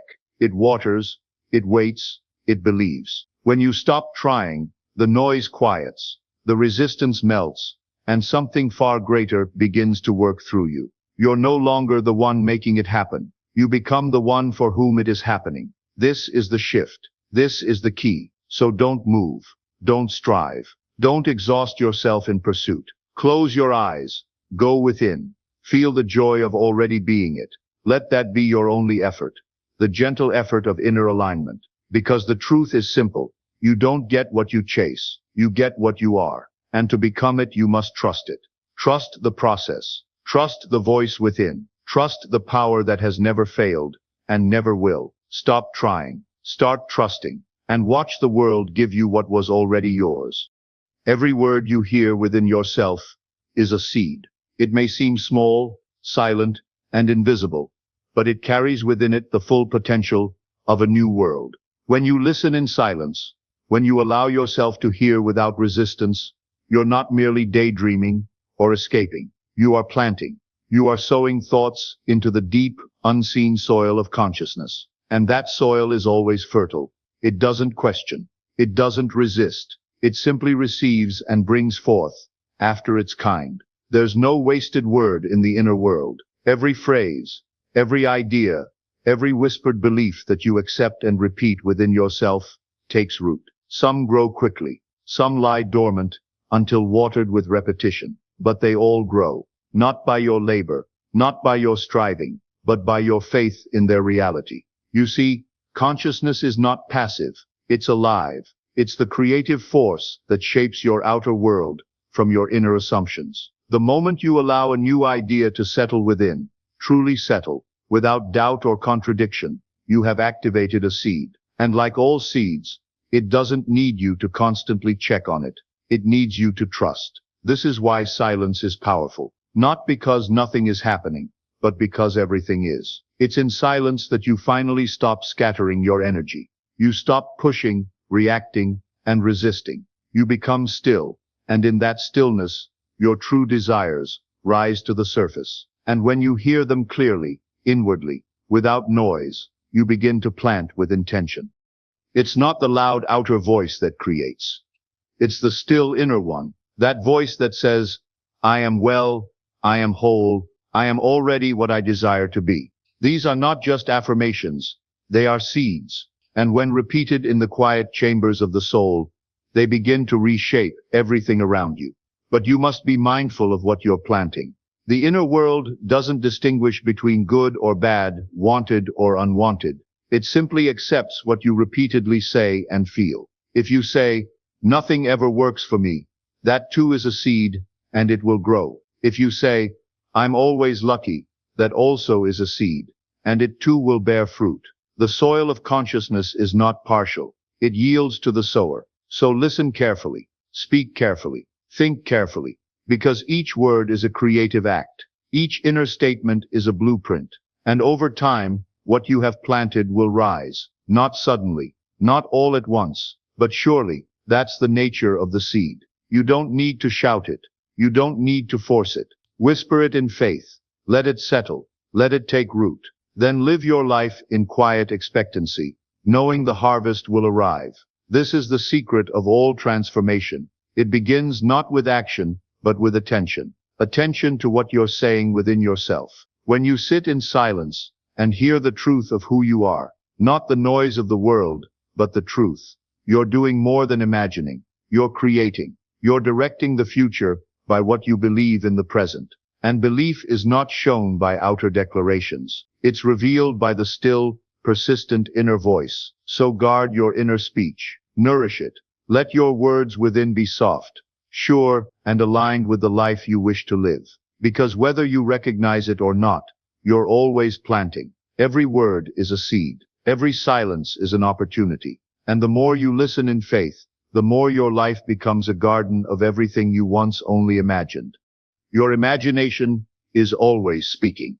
It whispers softly beneath the noise of daily life, beneath the obligations, the fears, the questions, the constant need to make things happen. It doesn't shout. It doesn't argue. It speaks in images, in feelings, in subtle nudges that pull you toward your deepest truth. But the question isn't whether it speaks. The question is, are you listening? You were never meant to control the how. That burden was never yours. Life doesn't respond to control. It responds to alignment. And alignment begins with surrender. Your task is not to orchestrate every step or figure out every detail. Your task is to listen, to feel, to trust what rises within, not from logic, but from that deeper place where the true self lives, the place where all creation begins. Close your eyes and tune in, not to the outer world, where noise rules and opinions shift like wind. Tune in to the inner world, where your imagination has already painted the life you long for. That vision, the one that seems too big, too bold, too far away, is not fantasy. It's guidance. It's instruction from a higher realm of yourself. It doesn't tease you. It reveals you. It shows you who you really are and what already belongs to you. But to hear it, you must be still. You must let go of the anxious need to make something happen. You must quiet the voice that says, "I must do more, try harder, figure it all out." That voice is not the truth. That voice is fear. And fear cannot guide you into the life you were born to live. Only imagination can do that. Only the inner voice, the one that speaks in knowing, not panic, can lead you into your real destiny. Imagination doesn't speak in chaos. It speaks in clarity. When you feel peace, when you feel certainty rising from within you, that is the sign. That is the inner language that says, "This is yours. Walk in it." You don't have to earn it. You only have to allow it. The victory is not something you must achieve.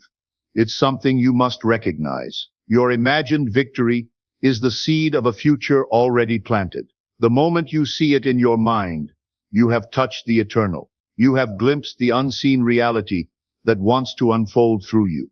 But instead of chasing it, you must embody it. You must feel it now, as if it were already done. That is how you listen. That is how you receive. The imagination is your inner compass. It's always pointing to the truth of what's possible, not according to the world's standards or limitations, but according to your own divine design. Every time you close your eyes and dwell in the feeling of the wish fulfilled, you're not escaping life. You're commanding it. You're instructing the unseen to arrange itself around your new assumption. This is not wishful thinking. This is the deepest form of listening. It's the art of hearing what the world cannot yet see and responding to it with trust. You don't need proof. You only need presence. Presence in the state. Presence in the vision. Presence in the knowing that what is seen in imagination is more real than what is seen in form. So stop fighting. Stop planning every move. Stop questioning the timing. Sit quietly. Feel the outcome. Hear it in your spirit. The voice of your imagination is your victory speaking. Let it rise. Let it live through you. Because the more you listen, the more you align. And when you align, there's nothing to chase. Only everything to receive. You win, not by force, not by effort, not by striving, but by becoming. And the becoming happens first in silence. It begins within, where no one sees, where no applause echoes, and no opinions can sway. In that stillness, you're not trying to get something. You're remembering who you are. You're aligning with the identity that already possesses the thing you seek. Manifestation is not the result of activity. It's the result of identity. You don't receive what you want. You receive who you are. And who you are is determined by what you accept as true in the quiet of your own mind. The inner conversation, the inner assumption, the inner feeling, that is the birthplace of all outward change. To become is to win. Not outwardly, not for show, but inwardly, where it matters most. That's where the seed is planted. That's where the world begins to reshape itself around you. When you sit in silence and accept the truth of your desired state, you begin to live from it. And once you live from it, the world cannot help but reflect it. Presence in the state. Presence in the vision. Presence in the knowing that what is seen in imagination is more real than what is seen in form. So stop fighting. Stop planning every move. Stop questioning the timing. Sit quietly. Feel the outcome. Hear it in your spirit. The voice of your imagination is your victory speaking. Let it rise. Let it live through you. Because the more you listen, the more you align. And when you align, there's nothing to chase. Only everything to receive. Silence is sacred. Because in silence, the noise of limitation dies. The stories you've repeated to yourself, of lack, of doubt, of fear, begin to dissolve. And in their place, you hear something deeper. You hear the voice of truth. The still and powerful knowing that you already are what you desire to be. Not someday, not maybe, now. You don't need to speak it out loud. You don't need to convince anyone. You only need to feel it as real. That feeling repeated becomes a state. And that state becomes your identity. Once it becomes your identity, the external world bends to meet it. It must, because the world is not separate from you. It's a mirror, a divine echo of your innermost assumptions. The outer world has no choice but to conform to the inner man. And the inner man is shaped by what he listens to in silence. So the question is not, what should I do? The question is, who am I becoming within? Are you still holding on to the identity of the one who lacks, who doubts, who hopes but does not know? Or have you dared to assume a higher self, one who is already chosen, already favored, already victorious? This is not about pretending.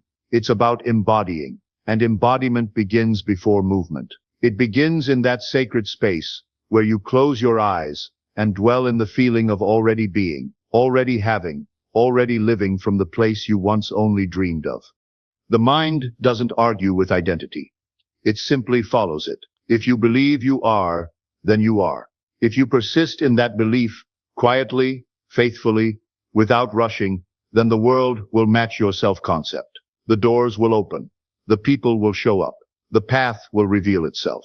Not because you chased it, but because you became it. Silence is not empty. It's full of power. In silence, you're not doing less. You're doing what matters most. You're planting the image. You're claiming the identity. You're choosing to be before anything appears. That is the secret. That is the key. So stop striving. Stop waiting for the outside to change before you allow yourself to believe. Change first in your imagination, in your assumption, in your quiet personal truth. The rest is inevitable. You win by becoming it first in silence, and then watching as the world rushes to agree. So now you understand. You were never meant to force, chase, or plead. Your real power has always lived in your stillness. It's in the quiet where identity is shaped, where imagination speaks, and where your entire world begins to take form. You win not by pushing, but by surrendering to the truth already within you. You don't move, don't write, don't beg, you listen, you become, and you receive. Let the world shout, let the mind race, but you remain still, because you now know the secret. Manifestation isn't about doing more, it's about becoming more, inwardly aligned with the self that already has it. Every vision, every desire, every whispered dream, it's already yours. Your only task is to believe it deeply enough that the world has no choice but to mirror it back to you. The life you're seeking is seeking you. Meet it in the silence. Thank you for listening, not just to these words, but to the deeper voice within you. May you walk forward not with striving, but with stillness. Not with fear, but with faith. You already are everything you seek. Let that truth guide you, silently, confidently, into the life that is waiting for you. The secret is stillness. The power is within. The time is now. Stop chasing. Start being. Your victory awaits in the silence.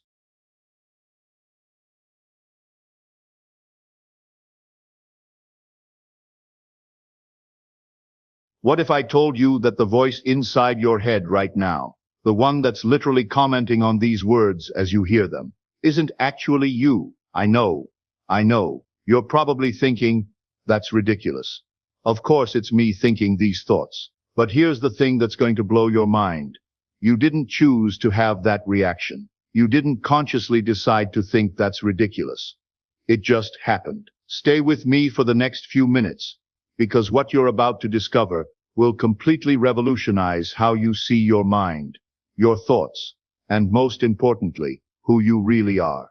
By the end of this, you'll never listen to that inner voice the same way again. Right now, as I'm speaking, there's a constant stream of commentary running through your mind. Maybe it's judging what I'm saying.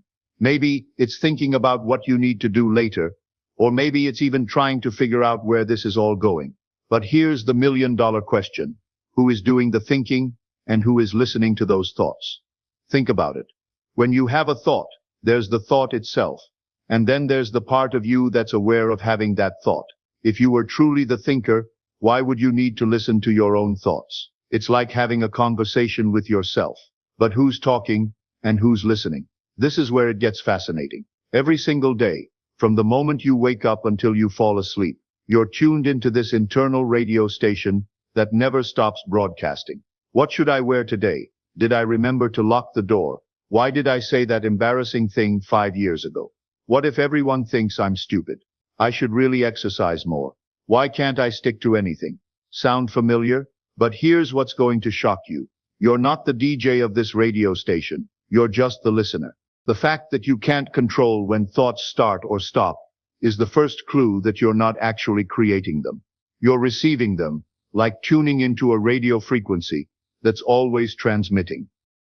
Now, let's dive deeper into what's actually happening inside your skull. Your brain is essentially a 3-pound biological supercomputer, processing about 60,000 thoughts per day.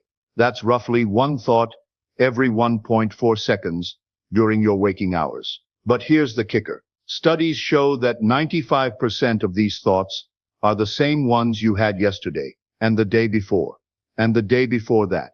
Think about that for a moment.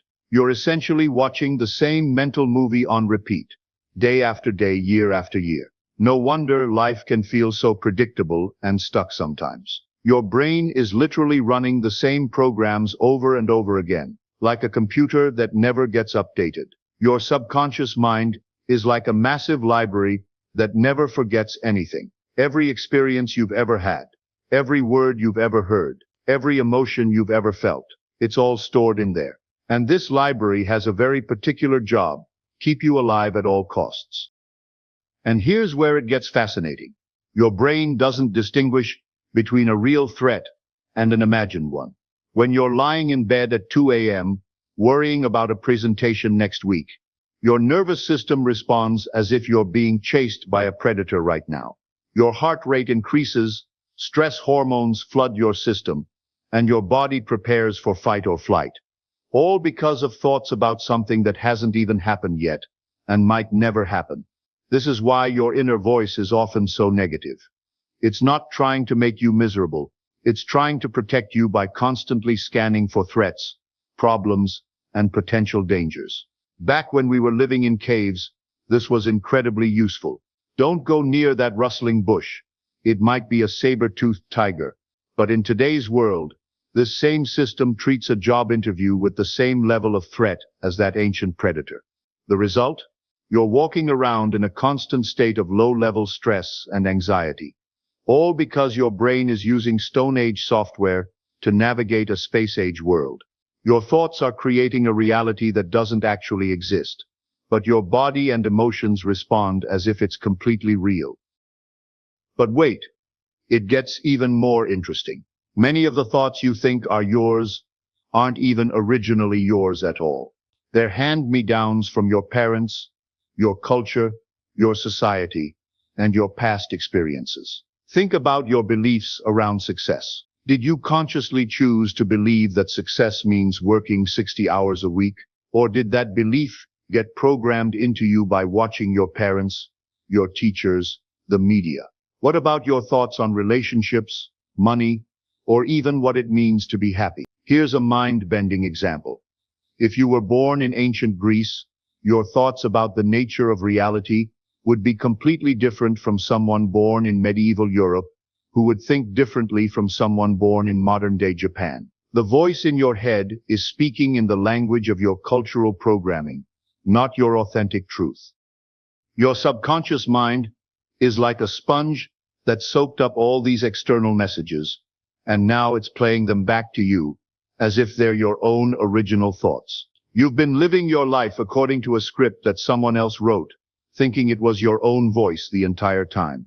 But here's where it gets really wild. Scientists have discovered that we can actually inherit trauma and behavioral patterns from our ancestors through something called epigenetic inheritance. This means some of the fears and anxieties you experience might not even be from your own life experiences. They could be emotional echoes from your great-great-grandmother's struggles that are still reverberating through your DNA. So when that voice tells you you're not safe, or you can't trust people, or money is the root of all evil, ask yourself, is this really my belief, or am I just playing back someone else's old programming? How much of what you think you believe is actually just inherited mental software that was never designed for your unique life and circumstances? Here's where things get really wild. The reason we're so attached to this inner voice is because we think it defines who we are. When the voice says, "I'm not good enough," we don't hear it as just a random thought. We hear it as a fundamental truth about our identity. But let me ask you this. If you are your thoughts, then who's the one observing those thoughts? When you notice that you're thinking, who's doing the noticing? There's clearly a part of you that's separate from the thinking process, the part that can step back and watch your mind at work. This observer, this awareness that can witness thoughts without being consumed by them. That's closer to who you really are than any thought could ever be. Here's a fascinating exercise. Try to think about the last time you were completely absorbed in an activity. Maybe playing music, painting, having an amazing conversation, or even just petting a dog. In those moments, where was the voice? It was quiet, wasn't it? But did you disappear? Of course not. You were more present and alive than ever. This reveals something profound. Your truest self emerges not when the voice is loudest, but when it's quietest. The real you isn't found in the constant mental commentary.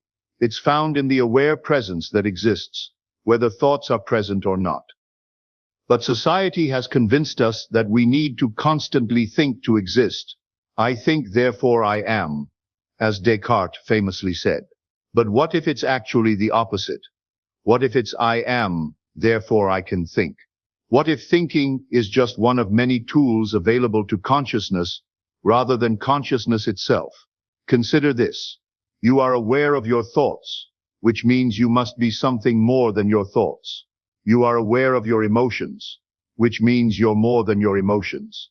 You are aware of your body, which means you're more than your body. So what is this you that's aware of all these things? That's the real question that will change everything. Let me tell you a story that will illustrate just how much this inner voice controls your life. Imagine you have a brilliant idea for a business, a creative project, or maybe just asking someone out on a date. You get excited for about 2.3 seconds, and then the voice kicks in. That's a terrible idea. You don't have enough experience. What if you fail? People will laugh at you. You're not smart enough for this. Remember last time you tried something like this? You should just stick to what you know. And just like that, your brilliant idea dies before it even has a chance to breathe. How many dreams have you abandoned because of this voice? How many opportunities have you missed? How many times have you played it safe? Because the voice convinced you that you weren't ready, weren't good enough, or weren't worthy. The tragic irony is that by trying to protect you, this voice is actually limiting you. It's keeping you trapped in a comfort zone that's comfortable for your past self, not your potential future self. Now here's something that might sound counterintuitive. We're actually addicted to this inner drama. Even when the voice is making us miserable, we keep listening because it gives us a sense of identity and purpose. Think about it. When everything in your life is going well, what does your mind do? It gets bored and starts creating problems to solve. Things are going too well. Something bad must be about to happen. I should worry about this and this and this. We've become addicted to the familiar chaos of our own thoughts because silence feels unfamiliar and even scary. Who would you be without your worries, your stories, your mental drama? The voice has convinced you that without it, you'd cease to exist. But here's the beautiful truth. The real you exists in the space between thoughts. Have you ever had a moment of complete peace? Maybe in nature, or during a perfect sunset, or in the arms of someone you love, where your mind went completely quiet. In those moments, did you disappear? Of course not. You were more present, more alive, more yourself than ever. There's actually a neurological reason for this addiction. Every time you engage with a dramatic thought, your brain releases small amounts of stress hormones like cortisol and adrenaline. Over time, your nervous system becomes dependent on these chemical hits. Just like any other addiction, you literally become addicted to your own stress. This is why meditation can feel so uncomfortable at first. You're going through withdrawal from your own mental drama. Your brain is like a cocaine addict being asked to sit quietly without their drug of choice. It will create increasingly dramatic thoughts to try to pull you back into the familiar chaos. But here's the incredible part. Just like recovering from any addiction, once you break free from this pattern, you discover a natural high that's far superior to anything the drama could provide. The peace, clarity, and joy that emerge from a quiet mind are infinitely more satisfying than the temporary rush of mental stimulation. Most people are so addicted to thinking that they've forgotten what it feels like to simply be. They've confused the noise in their head with life itself, when in reality, life is what happens in the spaces between the noise. Ready for the biggest plot twist of your life? You've been eavesdropping on a conversation that was never meant for you. The voice in your head is like background processing software running on your brain's operating system. It's not your CEO making executive decisions. It's more like your spam filter, sorting through millions of bits of information and creating a running commentary based on outdated programming. Imagine if you walked by someone else's house and heard them talking inside, and you stood there for hours listening to their conversation and getting emotionally invested in their drama. That would be weird, right? But that's essentially what you're doing with your own thoughts. The voice is just your brain doing its job, processing, categorizing, and commenting on everything. But somewhere along the way, you started believing that this background chatter was the real you. Let's do another quick experiment. Right now, notice that you're breathing. Feel the air going in and out of your lungs. Now notice that you're sitting or standing somewhere. Feel the surface beneath you. Now notice that you're having thoughts about this experiment. What just happened? There was the breathing, the sitting, the thinking, and then there was you, noticing all of it. The you that notices is fundamentally different from the things being noticed. Your thoughts, emotions, and sensations are like clouds passing through the sky of your awareness. The clouds change constantly, but the sky remains unchanged. This awareness, this witness consciousness, doesn't have opinions about what it observes. It doesn't judge, criticize, or create stories. It simply sees what is. And this awareness is available to you 24/7.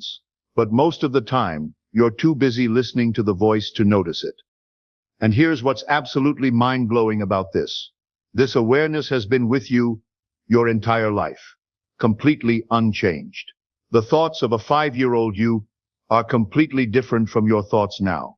But the awareness that witnessed those childhood thoughts is exactly the same awareness that's witnessing your thoughts right now. Your body has changed. Your personality has evolved. Your beliefs have shifted.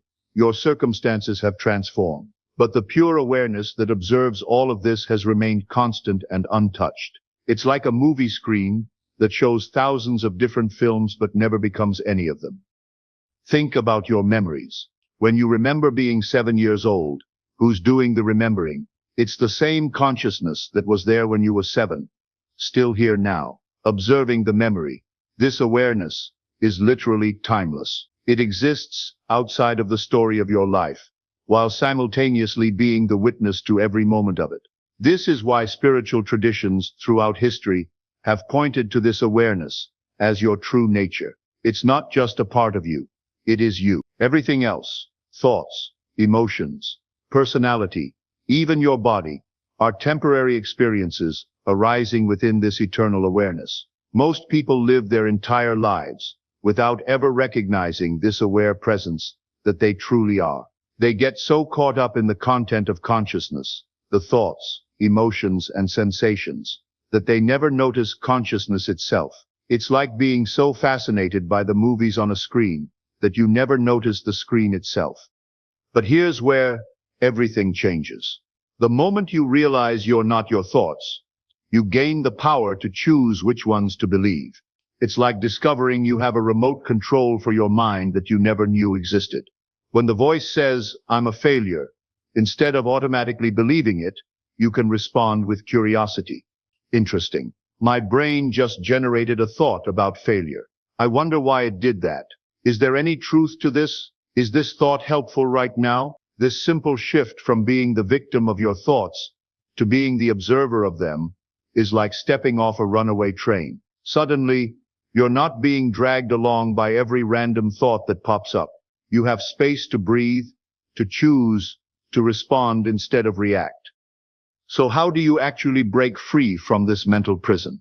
The beautiful thing is, you don't need to fight the voice or try to silence it completely. That's like trying to stop the ocean from making waves. Instead, you learn to swim. First, practice catching yourself in the act of believing your thoughts. Throughout the day, notice when you're getting caught up in mental stories. Maybe you're reliving an argument, rehearsing a future conversation, or beating yourself up about something.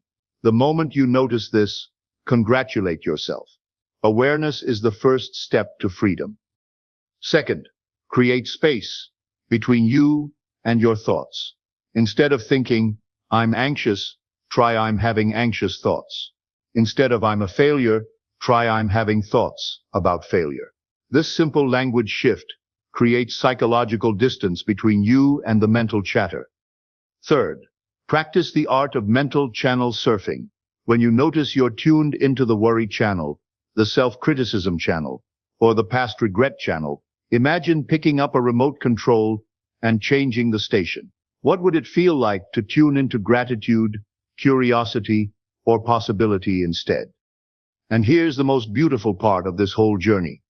Once you stop being controlled by the voice, you can actually start using it as a tool. Remember, your thinking mind is incredibly powerful.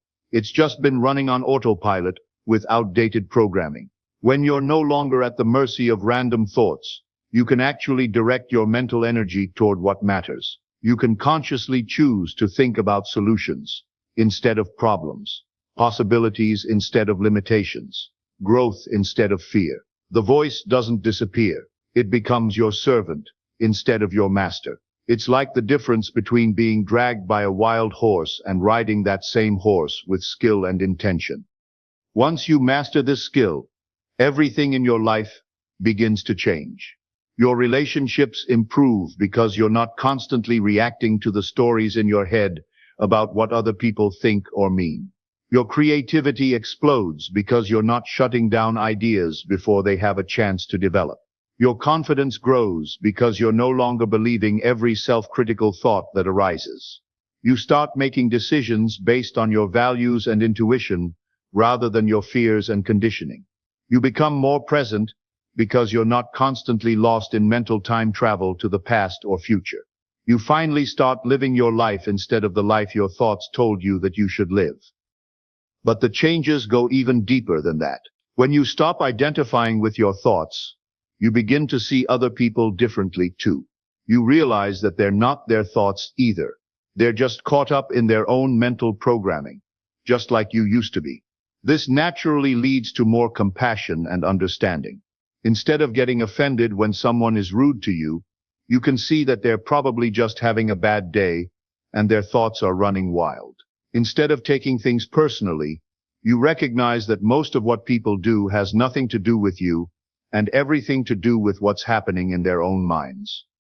Your physical health often improves too. When you're not constantly stressed by your thoughts, your nervous system can finally relax. Chronic tension melts away, sleep improves, digestion gets better, and your immune system strengthens. It turns out that most of our physical problems are directly related to the stress caused by believing our own thoughts. Even your perception of time changes. When you're lost in thought, hours can pass without you really experiencing them. But when you're present and aware, each moment becomes rich and full. 5 minutes of true presence can feel more satisfying than hours of mental distraction. People will start to notice something different about you. You'll have a quality of presence and peace that's magnetic. Others will be drawn to your calmness and clarity, even if they can't quite put their finger on what's changed. You become like a lighthouse in a storm, a beacon of stability in a world of mental chaos. Your work performance improves because you're not wasting mental energy on worry and self-doubt. Your creative projects flow more easily because you're not constantly second-guessing yourself.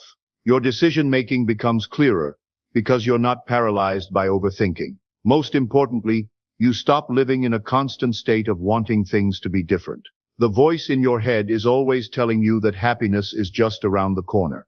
If only you had more money, lost weight, found the right relationship, got the promotion. But when you recognize your true nature as awareness itself, you discover that contentment and peace are your natural state, available right now, regardless of circumstances. This transformation doesn't happen overnight, but it can start right now. Here's your daily practice. Spend just 5 minutes a day, sitting quietly, and watching your thoughts like you're watching clouds in the sky. Don't judge them. Don't try to change them. Just observe them. Notice how thoughts arise out of nowhere, exist for a moment, and then disappear. Notice how some thoughts try to hook your attention and drag you into stories. Notice how you can choose to follow them, or simply let them pass by. Some days your mind will be like a clear blue sky with just a few wispy clouds. Other days it will be like a thunderstorm with dark clouds and lightning. Both are perfectly fine. Your job isn't to control the weather. It's to remember that you are the sky, not the clouds. But let's get more specific about this practice, because the details matter.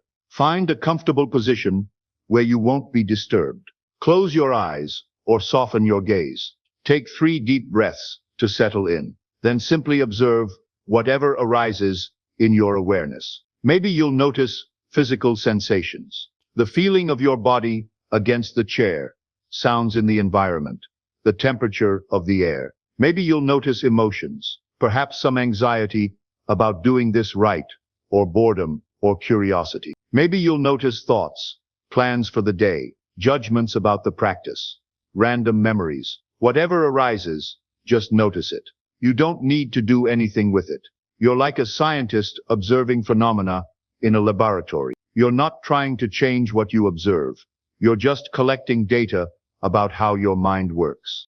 The key insight you'll begin to develop is this. You are not any of these experiences. You are the awareness in which they all appear. The sensations, emotions, and thoughts are like waves on the ocean of your consciousness. The waves come and go, but the ocean remains. At first, you might find it nearly impossible to maintain this observer perspective. The moment a thought arises, you'll get swept away by it. One moment you're watching your breath, the next you're planning your grocery list or reliving a conversation from yesterday. This is completely normal and expected. The practice isn't about never getting distracted. It's about noticing when you've been distracted and gently returning to observation. Each time you notice that you've been caught up in thought and return to awareness, you're strengthening your capacity to disidentify from the voice in your head. Think of it like going to the gym for your awareness. At first, you can only lift light weights for a few repetitions, but with consistent practice, you get stronger. Eventually, you'll be able to maintain the observer perspective for longer periods, and it will become easier to access throughout your daily life. Beyond the formal sitting practice, you can incorporate this awareness into everyday activities. While brushing your teeth, notice the sensations, sounds, and thoughts that arise. While walking, observe the movement of your body, the sights and sounds around you, and the mental commentary that appears. The goal is to develop what some traditions call continuous awareness, a constant recognition that you are the witness of all experience, not the victim of it. Now, what if I told you that everything you've been searching for, peace, happiness, confidence, love, isn't something you need to acquire or achieve? What if it's something you already are, underneath all the mental noise? When you stop identifying with the voice in your head, you discover that your natural state is actually one of peace and contentment. All the seeking, striving, and suffering comes from believing the stories your mind tells you about what you need to be happy. Think about young children. They can be completely absorbed in play, totally present and joyful, until an adult teaches them to worry about the future or regret the past. That natural state of presence and wonder is still there inside you, waiting to be rediscovered. And here's a deeper truth that might sound mystical, but is actually very practical. Consciousness is not produced by your brain. Your brain is an instrument of consciousness.